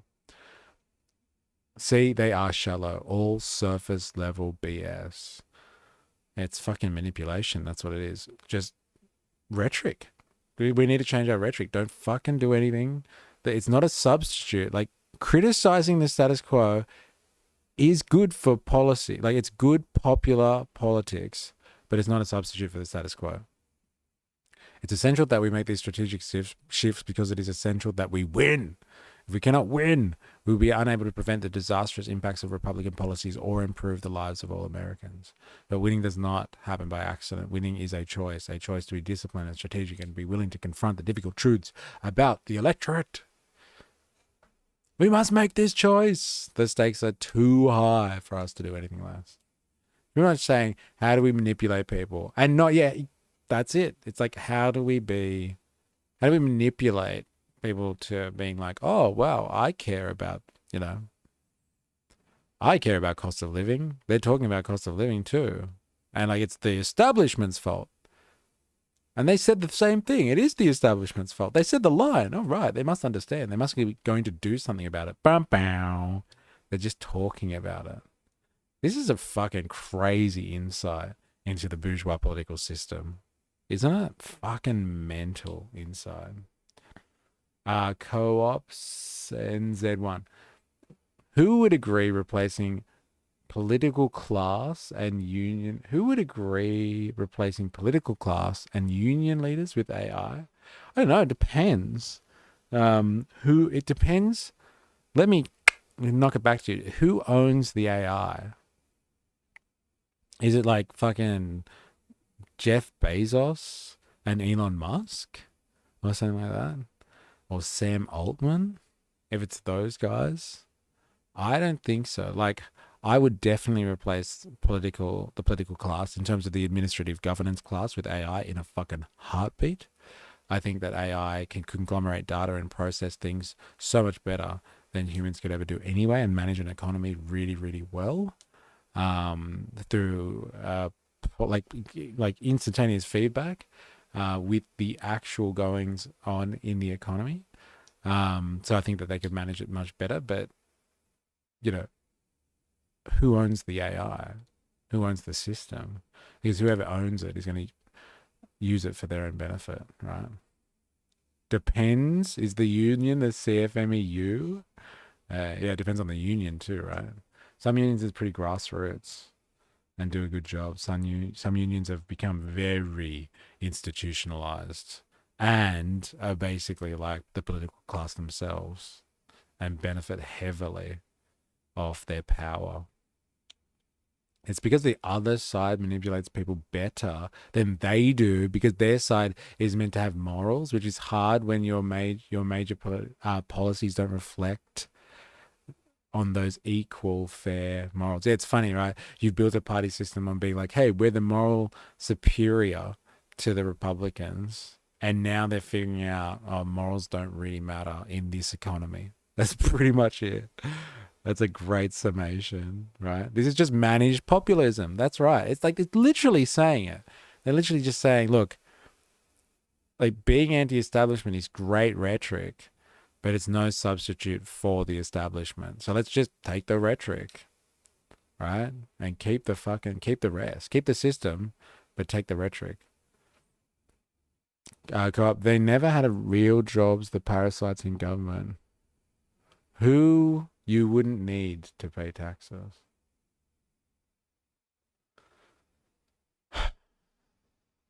Have your cake and eat it too. Yeah, what a 60-page document on having your cake and eating it. And I bet you they fucking charged a nice and a pretty penny for this one too, for sure. For sure, for sure, for sure. All right, we're gonna have a quick break, and then we're gonna be back. Um, where are we at here? Who's been talking today? Voltator, Native Savage, just here to watch a transfer. Dilemmas. I know there were people in here earlier. Larp Jeff in the house earlier too. Jag. Who else I missed? 4AS was ducking in for a little bit too. Jerry Poppins was here earlier, I'm pretty sure. Who else have I got here? Have I missed anyone? No. Oh, Jungle Potatoes was in the house for a bit. Induction Nathan was in the house earlier too. Not sure if he's still around. Woozle in the house. Good to have you. And then Co-ops, NZ1. Thank you for all of your interactions so far. And yeah, we're going to have a quick break and then we're going to shift gears a little bit for the afters. I'll see you shortly.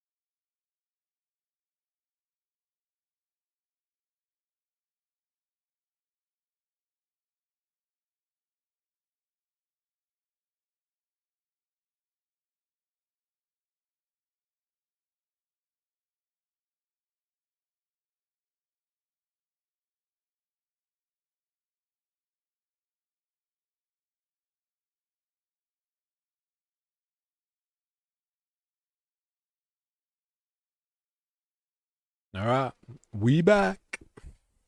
We back. Um, Jacinda Allen's highest paid MP in Victoria, 600,000 a year. She's an unproductive, destroying Victoria.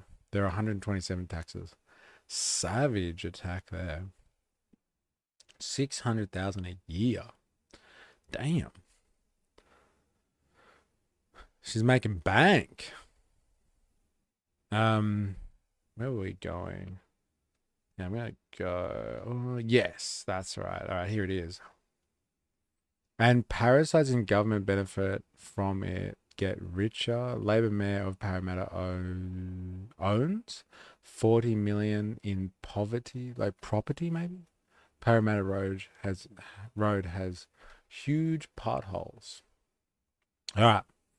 Um okay, so here we are again. I keep coming back to old mate over here. But I think he's pretty interesting. Like I want to continue to explore this theme of modern monetary theory. Because I think it is not only interesting, but like it's important to get an understanding of how the modern economy kind of works from a perspective that yeah isn't just like neoliberal stuff. Let's have a look here. There we go. And so, like, yeah, you've probably seen me come to this guy before. So this is Richard J. Murphy, and he's like a British economist or a British professor. Oh, here it's right here. Richard Murphy, um, emeritus professor of accounting, Sheffield University Management School. I know the questions have been asked before in this stream, but like, does he read the books? I don't know. Look at all those fucking books behind him. Considering his age, it is quite possible that he's read a lot of those books. But like, we'll never know. We'll never know the answer there. But anyway, um, I think he does some interesting work, and I'm interested in the way that he uses modern monetary to explain things, modern monetary theory. And until the fucking revolution happens, we are locked in the free market system and in a very neoliberal way of doing free market capitalism, or the capitalism, sorry. We're going to be locked in that for the foreseeable future. And so this modern monetary stuff obviously answers a lot of questions and comes up with solutions where there are really just no solutions out there coming from anywhere else. Like, look at what the Democratic Party had to offer, or we were just looking at. It's just like, look, populism is popular. So maybe we should just take the populism and keep doing what the fuck we're doing. And so, like, that's the long and the short of politics at the moment. And so what he's done here is he's using his usual modern monetary theory as the way to go rhetoric.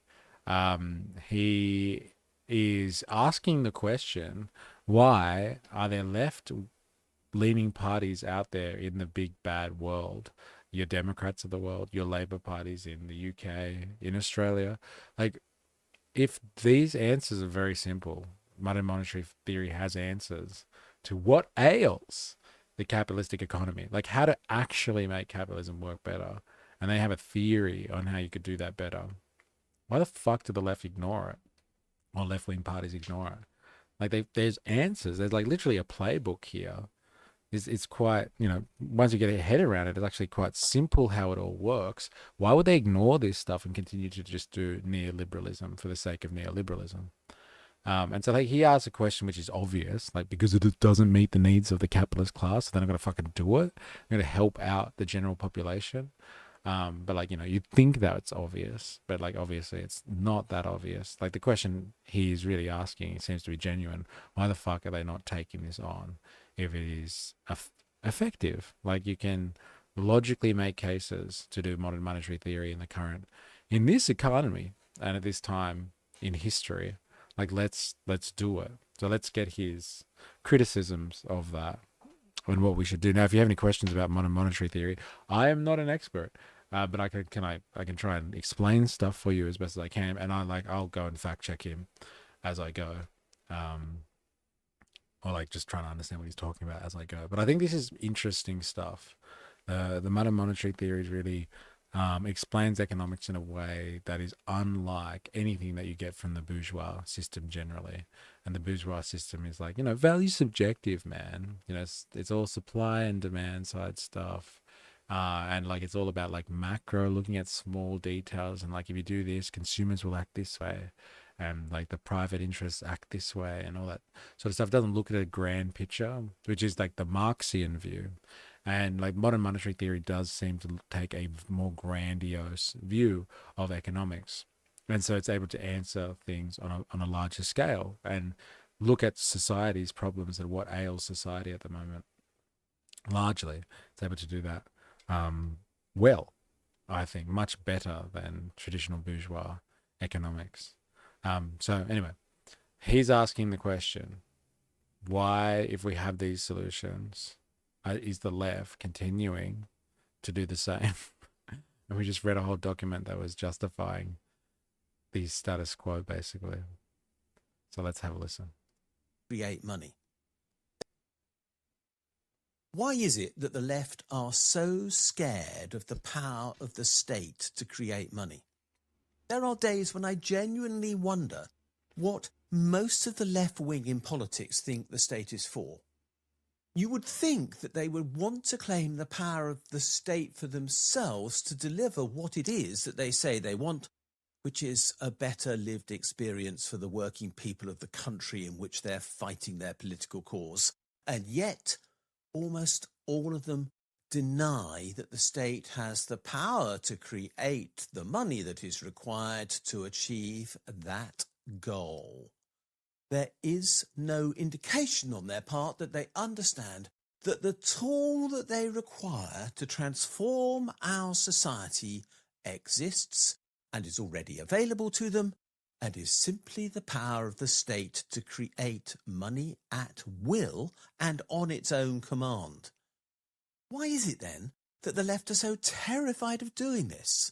And we need to talk about that, because this is really important for the future of politics, not just in the UK, where I'm making this video, but in other countries as well. Tax to the hilt at this point when I take a dump. The government wants 40%. I see what you did there. That's our dad joke of the day. Can't even take a dump. The government wants a cut of that too. Can you very briefly describe the concept? Can you very briefly describe the concept in modern monetary theory that says the government can simply create whatever money it needs whenever it needs it? Can you use the example of the UK system and how the Bank of England fits into money creation?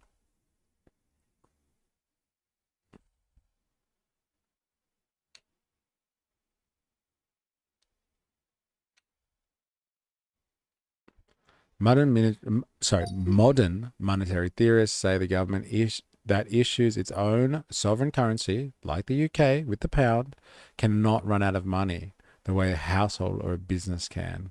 It can always create new money to pay for things. The real limit is inflation, not revenue. How this works in the UK example. The government spends by instructing the Bank of England to credit bank accounts. The BOE creates the money electronically when carrying out the government spending. Taxes and government bonds don't fund spending. Instead, they remove money from the economy to help manage interest rates. The UK government decides to spend. The Bank of England marks up numbers in the banking system. Money is created as needed. That's the core idea of MMT.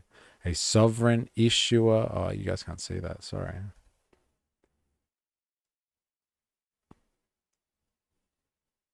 There it is. A sovereign issuer of currency can always create pounds. The constraint is inflation, not affordability. The issue is the right wants to be left alone, to be greedy a lot of the time, and the left wants to control because it's for your own good. Both are bad. The further to the extremes they go.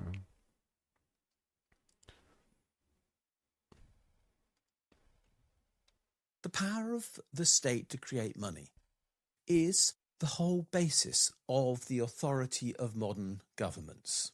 Some people claim that the power of government is based upon its ability to defend a territory from attack. But let's be honest, attacks on territory don't happen very often, thankfully, these days. Other people claim that the power of the state is dependent upon its ability to impose tax and then imprison people if they don't comply. And to some degree, I would agree with that. But nobody needs to tax unless the government has already created the money that is in use in the economy, which is being governed, and then demand that payment be made in that currency for the tax that is owing, which they deliberately put in place to cancel the money that they have already created. Therefore, the whole power of the state in... I love that logic. It's crazy. It's just like, look, or for all those people it's like, the government shouldn't tax me. That's a form of what? It's a form of control, force, and aggression. This is like, yeah, but what money are they taxing you in? Money that they, as a sovereign institution, that you have as a citizen, given them the power to do so, supposedly thanks to the social contract. But like you, the sovereign individual, have given them the right to print this money. And so they are taxing back money that they've created. So if you never took the currency in the first place, they wouldn't tax you because you'd have nothing to tax. So like, horse, cart, like what's really going on here? If you don't want to be taxed, then don't use the money that is created by the sovereign state. It's an interesting bit of mental gymnastics. But like, it's a fair point of contention. Where is Han when you need him? Yeah, it's a good point. I wonder what Han would be saying right now. Every tax dollar I've ever spent, I've ever been taxed. I've kept a record of it, and I expect to get it all back through Social Security. It's what Ayn Rand would have wanted. Dilemmas. Modern monetary theory monetized the modern theory of monetary theory by monetizing the modern monetary theory. Elbow cough. That was hard to say. All right, let's go. In a practical sense, and in the way in which lived experience now reveals it, comes down to the fact that a modern government has the power to both declare a currency to be legal tender in their jurisdiction and to enforce that fact by forcing it into circulation. Oh, dude. You found the diagram of it? Interesting. I think you're the first person that's done the stream chat today. Congratulations. Still can't see it.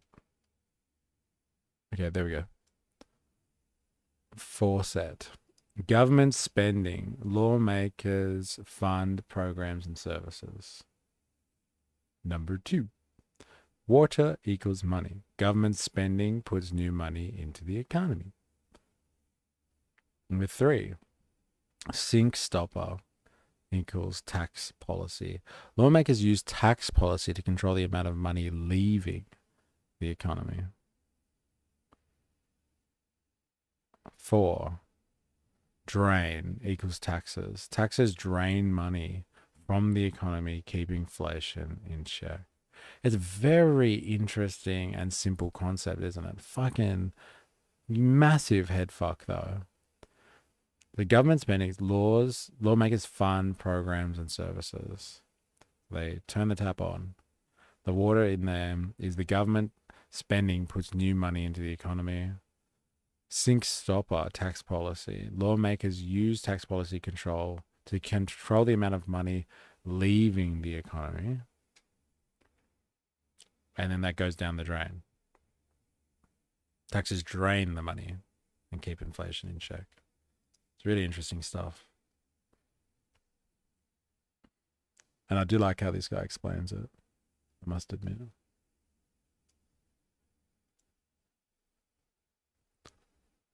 Right, let's keep going, shall we? Oh shit! Is that a shoulder cough? I thought it was a dab. I'm so old. Oh my god, yes. Referencing dabs as well. It makes a lot of it does. Like, like there's money existing in the economy anyway.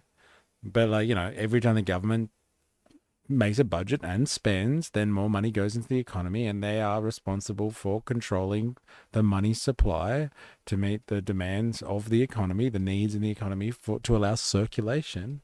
Because like capitalism is nothing without circulation, right? Capitalist production is one thing. Like it's all good talking about, the industrial proletariat and the capitalist classes producing all these goods and, overproduction and crises and all that sort of stuff. But like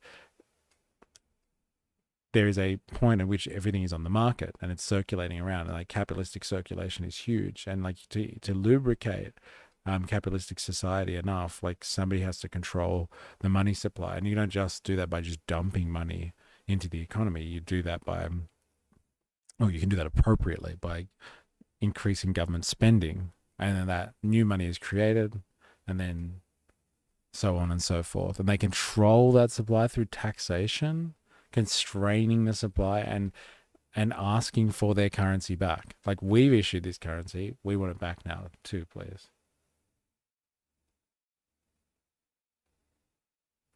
Too many dollars chasing too few goods, but when most of that money is in the hands of a few, then everyone else suffers. And remember, he brought up an interesting point about like kind of inflation, and it's like if you like as in tax controls inflation. So if you have kind of tax tax breaks increasingly going to people that hoard the most wealth, like a small amount of people that own as much as 50% of other people, 60% of everyone else, and like you're not taxing them, they're just like they're fucking up the economy, and they're causing the inflationary crisis as well. I don't understand how someone could be against all taxes while they drive on a road after just having their bins emptied, etc., etc. Well, I guess the justification is, like Han would say, is like, hey, the private industry can do that. You don't need taxes to provide services. The private sector will take care of it. That's what it's there for. By requiring that tax be paid in it, always recognizing that they must create the money in question before anybody can use it, let alone pay tax in it. If the government does have this power to create money, it follows that it can fund health, education, care, the energy transition, infrastructure, and anything else that is necessary to deliver the well-being of people in the country in question, if it so wishes, and if it wishes to use that power in association with taxation to mobilize the necessary resources to do so. In other words, the whole foundation of democratic economic choice is based upon this ability of the state to create money in association with its ability to impose tax to recover the money in question from the economy to prevent inflation, but also, for example, to redistribute income and wealth. The left denies this. They seemingly want to deny themselves access to the most powerful tool that is available to them to deliver their social goals, and in the process, they appear to want to deny democracy itself. Savage assessment there, right? It's like, well, if you're not picking up on this stuff, then like you're undermining the democratic system itself. A popular saying on the right is tax is theft. Well, that I see in those spaces, yeah, that's a huge slogan, right? It's a huge slogan, and like in fairness, I think there'd be like anarchists out there that definitely say that sort of stuff as well. But like, yes, it's a huge thing on the right, especially the libertarian spaces, that tax is theft. And well, according to this, it's about controlling inflation. If they control the money supply, or like government has the ability to control the currency and create the currency out of nowhere, it can take the currency back as well. It can take it out of nowhere. It can take it out of people's hands. Because, like, I giveth and I taketh away.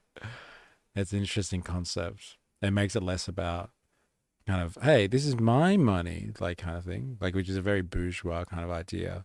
That, like, everyone individually tries hard to get their own money and compete in this system. And it's just like, no, government issues money just so you can circulate goods. You don't have a world like a market system unless there is a government out there that will produce the currency that everybody has faith in. It's like they're providing a service. Money is more like a service than something that you own as such.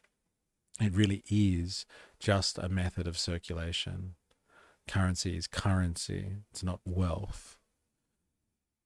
Like, at the end of the day, it's not actually valuable as such. It has a function, and the function is to move things around in the economy. And if there's too much of it, that stops or inhibits things moving around in a functional way. And then you have situations of, inflation or hyperinflation where, people can't buy bread because it's just too expensive. And so if it fails its function as money at a certain point. And so the job is to keep that service, like other services, going. It's an interesting concept. They actually sign up to all the prescriptions of the right. They claim that the government must tax before it spends.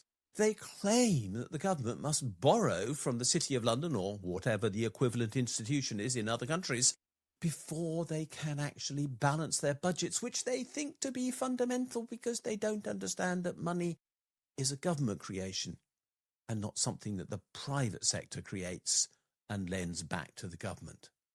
They cling to these myths, all of which are designed to constrain democracy in the state, and as a consequence, they actually undermine every single one of their own arguments about the power of the state to deliver on behalf of people.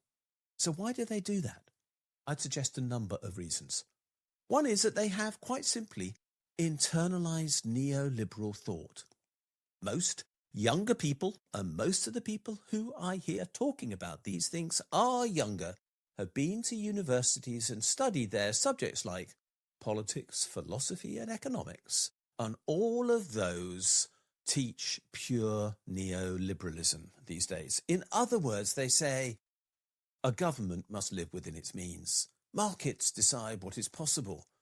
And public purpose must bend to private confidence. We must, in other words, bow down to the power of the city. And it's a fair call.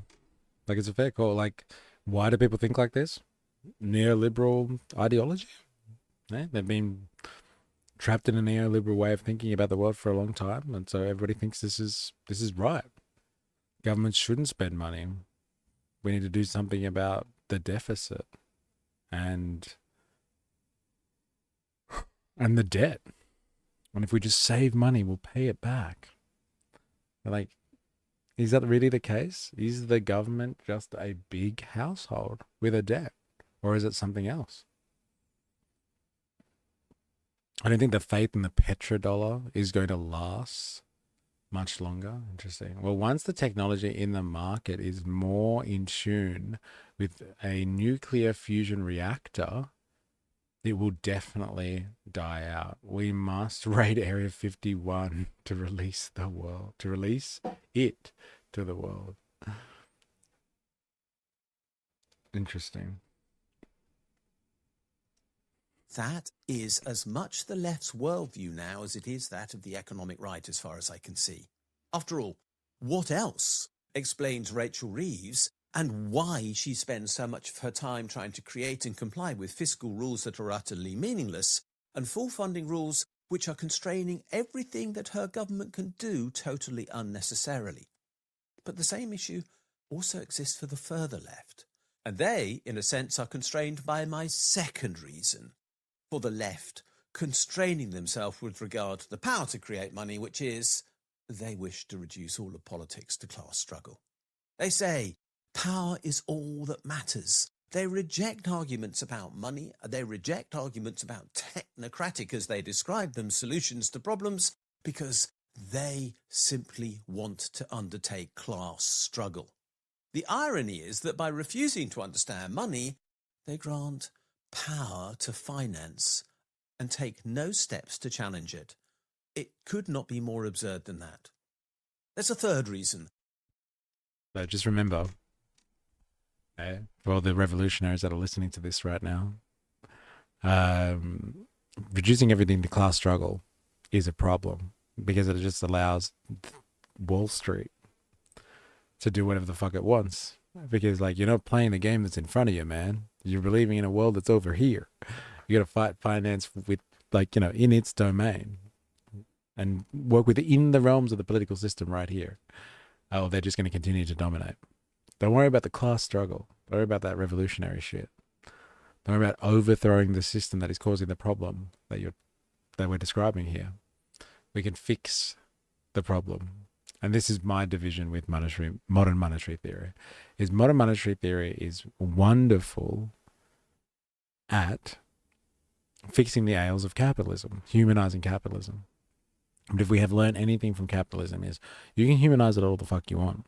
You can make a pretty good crack at it. But, you know, in a couple of generations' time, the natural tendencies of capitalism is to exploit some or the many for the few and, like, funnel wealth upwards towards a particular class who has control. And so, like, you might have some really good modern monetary policy going for, I don't know, a couple of generations, make capitalism really great, make capitalism great again. And, like, its tendencies will kick in and there will be massive inequality. So, you know, he's got a point. You're not going to fucking fight Wall Street by, you know, focusing on the class struggle and ignoring the reality that is there. The lesson, okay, fine. You got to do both. I'll take that. There is, and that's like a very kind of Marxian notion anyway. You got to struggle politically and economically. You struggle against the capitalist class now, and then, like, you know, Lenin would say, then you do things that are immediately, like, historically immediately important. You fight those struggles now, and then you pursue the revolutionary agenda. You do both. You do both. You don't do one. But, like, you know, hey, don't worry about the class struggle. We got this. I don't know, man. Why the left will not subscribe to the idea that the state makes money. And that is that scarcity suits their politics. They want to look like heroes. And if there is scarcity, they can claim themselves to be heroes for defending what little there is available to those who are on limited means. If there was abundance, their heroic role would disappear. They wouldn't appear to be saviours, they would appear to be decision makers. They would not appear to be heroes, they would just be competent administrators, and that doesn't suit their personal agendas. He's not wrong. Like, I think the best type of, you know, times that there's been leftist politics, and I mean proper leftist, not the trash progressive politics that we were reading about before with the Democratic plan of deciding to win. But I mean, like, real leftist politics where they've tried to create a dictatorship of the proletariat or something like that. They have used times of crisis. So when capitalism goes into crisis, everyone's like, oh, fuck, this system isn't working that great, is it? It's causing us a lot of stress. There's a cost of living crisis, inflation. There's a Great Depression. When that sort of stuff happens, yes, that suits the left as he's describing it. It's true. Because then people start to see that there is systematic issues. And it doesn't, like, when shit hits the fan, they suffer, and there's a small group of people that surprisingly are shielded from all this. They understand how the system truly works at point of crisis. So yeah, you know, like, there is a good strategy in there, a revolutionary strategy, which is called defeatism. You know, it's basically, you know what? Let the economy go to shit. Let the capitalist economy fail. Don't fix it through modern monetary. Let it eat itself. Let it destroy itself. And then, you know, agitate and make sure you're there at the right time and you're organized to make sure that people come over and, like, to your side and implement the workers' revolution or whatever. Um, that's crisis revolutionary theory, and he's saying no, we don't have to do that. We can fix the system again. How long are you gonna fix it for, mate? How long? It is. It is that way. It is, and we have to accept. And we have to accept. That's something I hear from people in real life when talking about trying to fix issues. Yes. Oh, well, this is just the way it is, man. Capitalism has brainwashed people into thinking this is the only system. Some people think it's the current political party's fault and not the system's fault itself. Yeah, it's interesting. It's the system that's created the political parties, not the other way around, actually. They're manifestations of the system. But like, yeah, he's advocating like we can fix this. Like there is like let's just apply some logic here and we can fix this. And he might be right, but like for how long, brother? How long? How long until they just turn over? Because these are policy decisions. What we're talking about here. He's like, modern monetary theory says this, and it's predicated on the fact that we currently work like this, and governments control money supply. And like there is no other type of money sovereignty that is recognized in a certain territorial limitation. Like what we're looking at the moment is a world where you do have new forms of currency coming out. I live here, brother. Like I mean, there's new currencies that are potentially warping that, like cryptocurrencies or what are they called? Central bank currencies, I think they are, like what the Chinese are doing with the digital yuan. Like there are examples out there, and like maybe people will just start trading in Chinese dollars, even at home, like in your territory. People can they'll open up a bank account directly with the Chinese central bank, and like if you want to procure services off them, if they want to exist in the economy, they might ask for this central bank currency, this digital central bank currency. And then they can legally use that tender. And then you just convert it into, whatever your current local currency is before you pay taxes, as he's talking about. There are options. So this system that he's talking about, modern monetary theory, it's in the name, is all predicated on the fact that the current monetary system stays the same. Any system works exactly as it was designed. Yes, it's the figuring out is, you have to reverse engineer the system to figure out what's in it, like how it was designed. You're like, oh, holy shit, but you have to reverse engineer it. Because like you can't just look at it and be like, ha, so that's how it works, like kind of thing. You can't just look at it on the surface. You have to get inside. If the government can always All right, have a market of goods tied to some type of new currency, so you don't need the old currency. Yeah. And like that is potentially a thing, right? Because what he's talking about is, currency tied to a nation state. And if there's currency that moves beyond the nation state, like modern monetary theory disappears.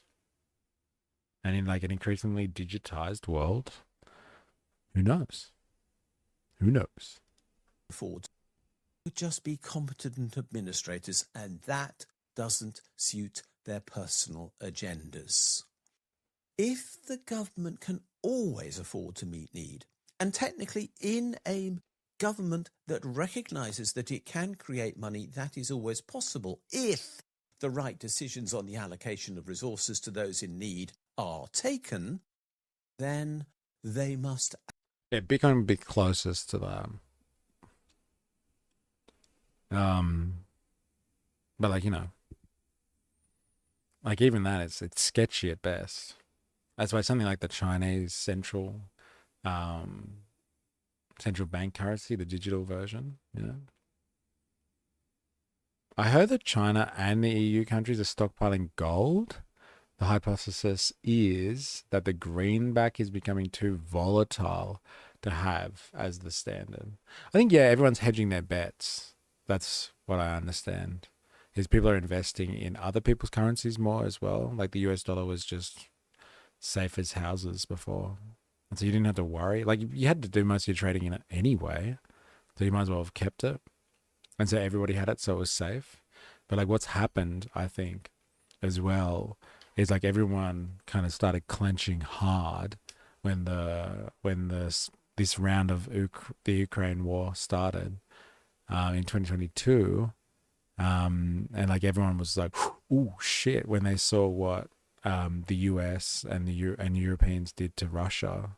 They froze their assets in US dollars, and they were just like, "Oh damn, that can happen." Like fuck, I better diversify. And so like there were a lot of countries around the world were like, even like the Gulf states and stuff like that. They were like, fuck this. America could sanction us, like if we upset them or something. And so heaps of people have actually been divesting the US dollar and looking at other assets, other currencies, things like gold, all that sort of stuff. Just in case. You never know. The holy dollar. I've heard Jack Dorsey might be Satoshi. I don't understand the reference. Hit me up. Actually always deliver. The idea that there is an obligation to deliver if they understand that the money to deliver is available really terrifies most politicians on the left. And there's a good reason for that. This would require that they would have to decide. It would demand that they do act, and they would have to say what they will do and what their priorities are. They would, in other words, have to make up their minds. And for the left, that appears to be something that is amazingly difficult. They like the idea of being heroes and undertaking the brave struggle, but actually talking about what they're going to achieve, that's not on their agendas. Instead, reason 4 for their failure to embrace the idea that the state can create all the money that it needs is critical. These people are petrified. They're petrified of being mocked by everyone from the Treasury through to the media and the NGOs that they work for not being credible by claiming that the money that is available to deliver the policies that they talk about is actually within the capability of the state to create. They would rather manage to decline respectably than actually advocate a truth that is in existence. So like that's leftist politics. I don't know about like if we can really compare this to what's happening in like with the Democratic Party, because are they really like left wing?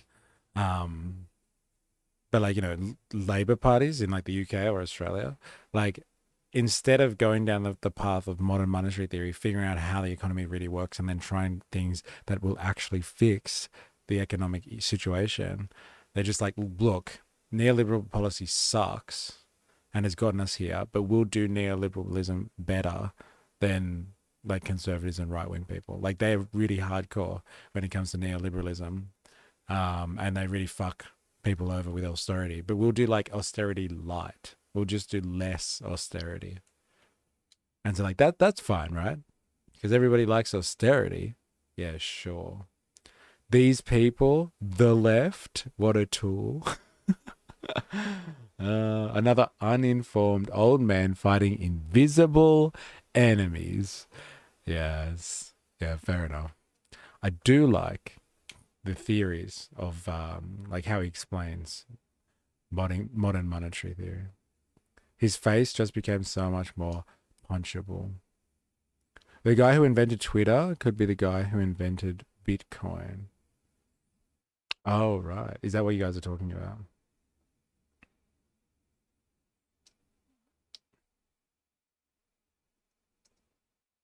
But which requires them to disrupt the thinking of other people and to force themselves out of their comfort zones. They fear responsibility more than failure.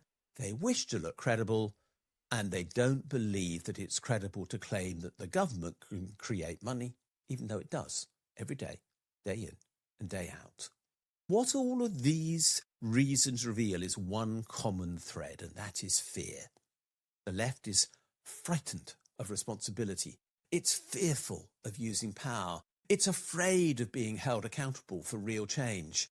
And they don't want to recognize as a result that the ability of the government to create money at will makes their excuses impossible. The reality is that if the government can create money when it spends, then unemployment is a choice, austerity is a choice, poverty is a choice, failing public services are a choice, climate breakdown by inaction is a choice. This is the reality, but the left would choose instead to treat the state as a household with a flag. They think it must beg from markets. It must prioritize private wealth over public well-being, and it must deliver balanced budgets even if lives are broken as a result. The left chooses to become the administrator of scarcity as a consequence, and that is capitulation dressed up as prudence. What would change if the left actually came to terms with the reality that the state can and always does create money? My answer is just about everything. It would be possible to invest in the energy transition at scale. It would be possible to provide care, whether that be social care or medical care. We could provide for people who need mental health support. We could educate people to their full potential. We could guarantee full employment by design. We could direct the economy to meet need and not feed rentiers. We could, in other words, build a state that cares. And that's a fact. How about, like, we're talking about political slogans, eh? How about that one for a political slogan on somebody's next political race or campaign? A state that cares. Old man yells at cloud. Eh?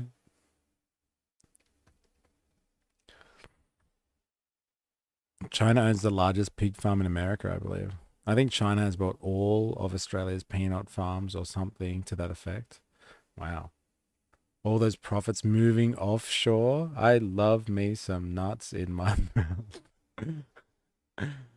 Have you been reading those books that they want banned again? The Republicans asked for those books to be banned. Well, a state like the USA would need to stop spending trillions on things that don't create any value, like the military and weapons. Eh? Interesting. Interesting. Well, or they could just increase their spending, create more money. And so I am led to believe. I'm back, bitches. 4IS in the house. It's been a scarce 4IS week, I must say. Been busy in the service of capital. Hope you're doing well. It's that end of year rush. End of year rush. Getting absolutely creamed at the moment. Drugs, not guns. But yeah, from what I understand from modern monetary theory, because the state produces, creates the money,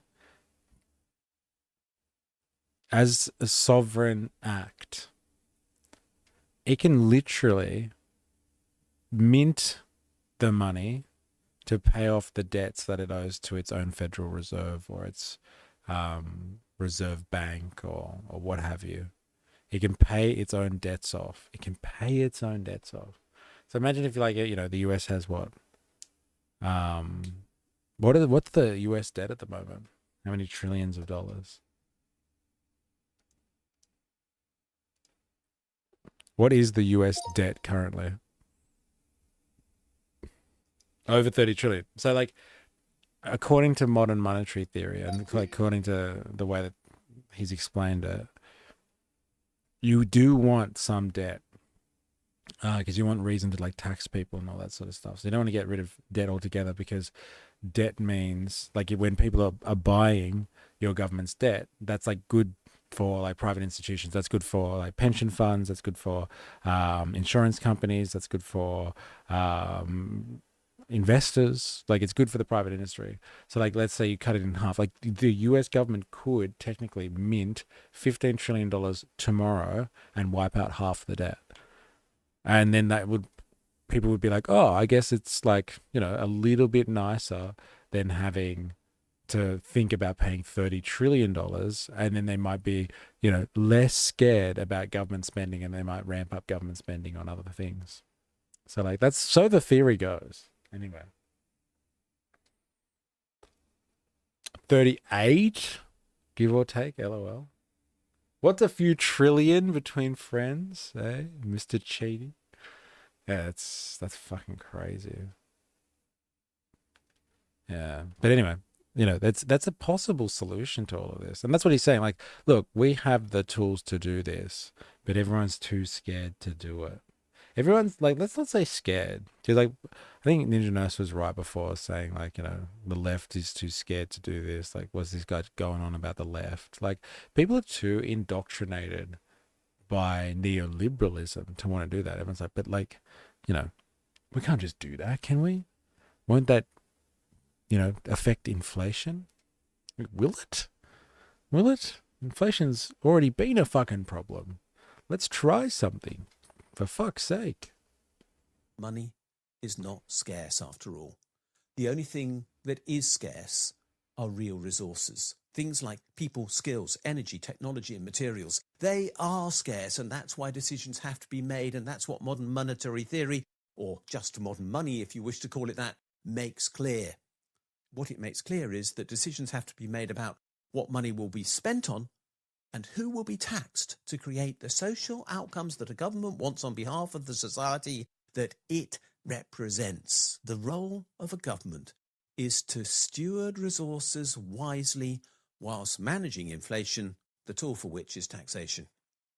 What MMT asks of the left, then, is nothing new. All it's asking it to do is not be frightened of what actually exists. The left fantasize change and not real-world delivery, and that's what MMT asks it to change.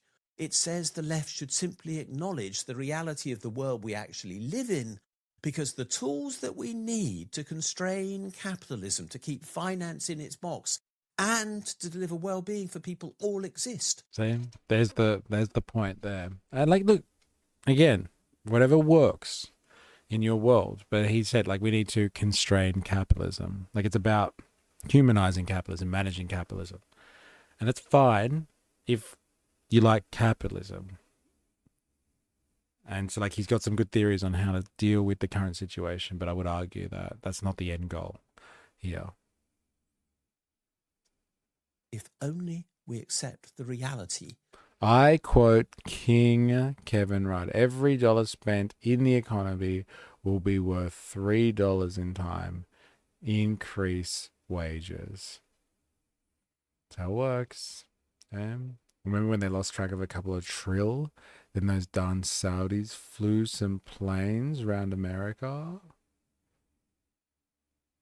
Sorry. Then those darn Saudis flew some planes around. The American debt remembers. That the government is already in charge of money creation and taxation, and these are always going to be the tools that are available to it to determine how resources are allocated within society. Democracy already has the power to deliver what the left wants. It is the process of deciding how to use that power that is critical. So, it is time that the left stopped denying state power. It's time that they used it, because the greatest constraint we face is not money, it is fear. The left needs to stop being frightened of the city, of finance, of technocracy, and of the real power that money creation delivers. They actually need to stand up and embrace this power, because if they did, then they would be able to transform society on behalf of the people that they claim they want to represent, but right now are miserably failing. I am willing to take that risk to stand up to those who say I'm talking nonsense because I know I'm not. I am willing to say to the left, get on with this job of addressing the problems that we know we have. I am willing to demand real change. I just wish most of the left would come along with me, because if they did, we could have a better tomorrow. Thanks for watching this video. So, Ninja Nurse, are you convinced now? Hey, come along with me. I'll do it.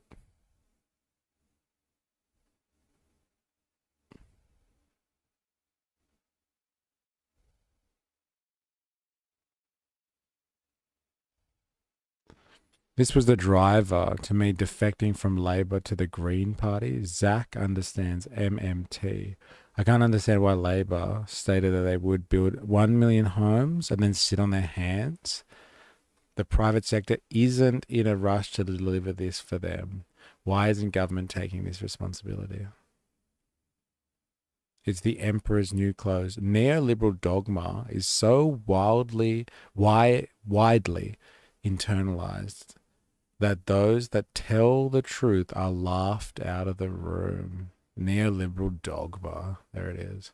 I often argue that if people just visited a party's website and read the bullet points, their voting habits would change a lot. Yeah, interesting. Well, we were reading One Nation's points the other week. I think it was this time last week, actually. We were on there reading what their policies were. Elections are won on ignorance. Not informed voters. No. Nah, just joking. It's because in the soundbite media environment, journalists and Rory Stewart will ask willfully misleading questions and accuse of just wanting to print cash. MMT tells you what the capitalist state can do. Marx tells you why it doesn't. Interesting. Whoa. Yeah.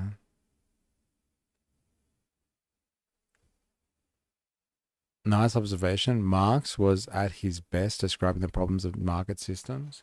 It does feel that the implantation of Marxist solutions, the real difficult stuff, is mostly just recreating the billionaire class with money crossed out and party power written over in crayon. Interesting. Marx equals labor, theory of value equals childishly wrong.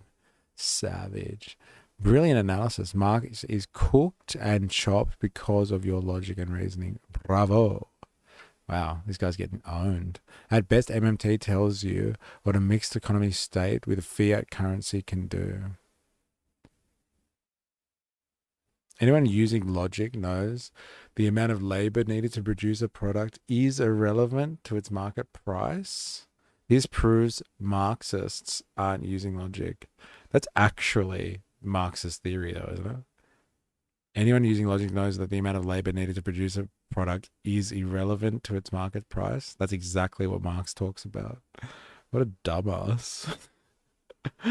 Like, market price doesn't reflect value. Value comes from labor, and the trick of the market system is to basically alienate value from commodity.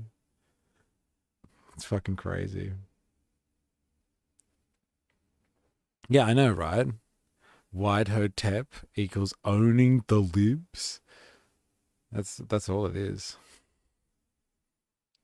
MMT pretends that the US government creates dollars.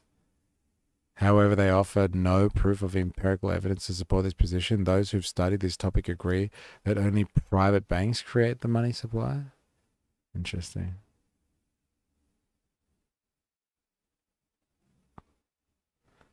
The comments. All right.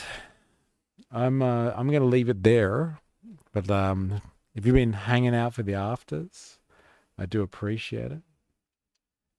Voltator, Dilemmas, Jag, 4AS back in the house, Ninja Nurse. It's been a good afternoon. We're gonna be back tomorrow with some more of the Far Right Fridays segment. It seems to be popular. Like the last Far Right Friday segment that I did, like with, and maybe because of all the attention that Pauline Hanson was getting, you know, that stream in terms of numbers on YouTube anyway did really well. So we're gonna be, strap yourself in. We're gonna be going to season 2 of like Pauline Hanson's. What was the name of the thing? I can't even remember. She has that series, that mini series on her YouTube channel. So we're getting on to season 2 of this, and we'll see if it gets any better. Yeah, because we're ramping up for her movie coming out next year on Australia Day. So strap yourselves in. We'll be doing a Far Right Fridays tomorrow. So if you've been hanging out this afternoon again, thank you very much. I appreciate it. And yeah, we'll be back tomorrow with some more. So enjoy your evenings or the rest of your days, and we'll be back for the eve of the weekend celebrations tomorrow. And yeah, until next time, please remember, I am, you are, we are a mystery. See you on the other side.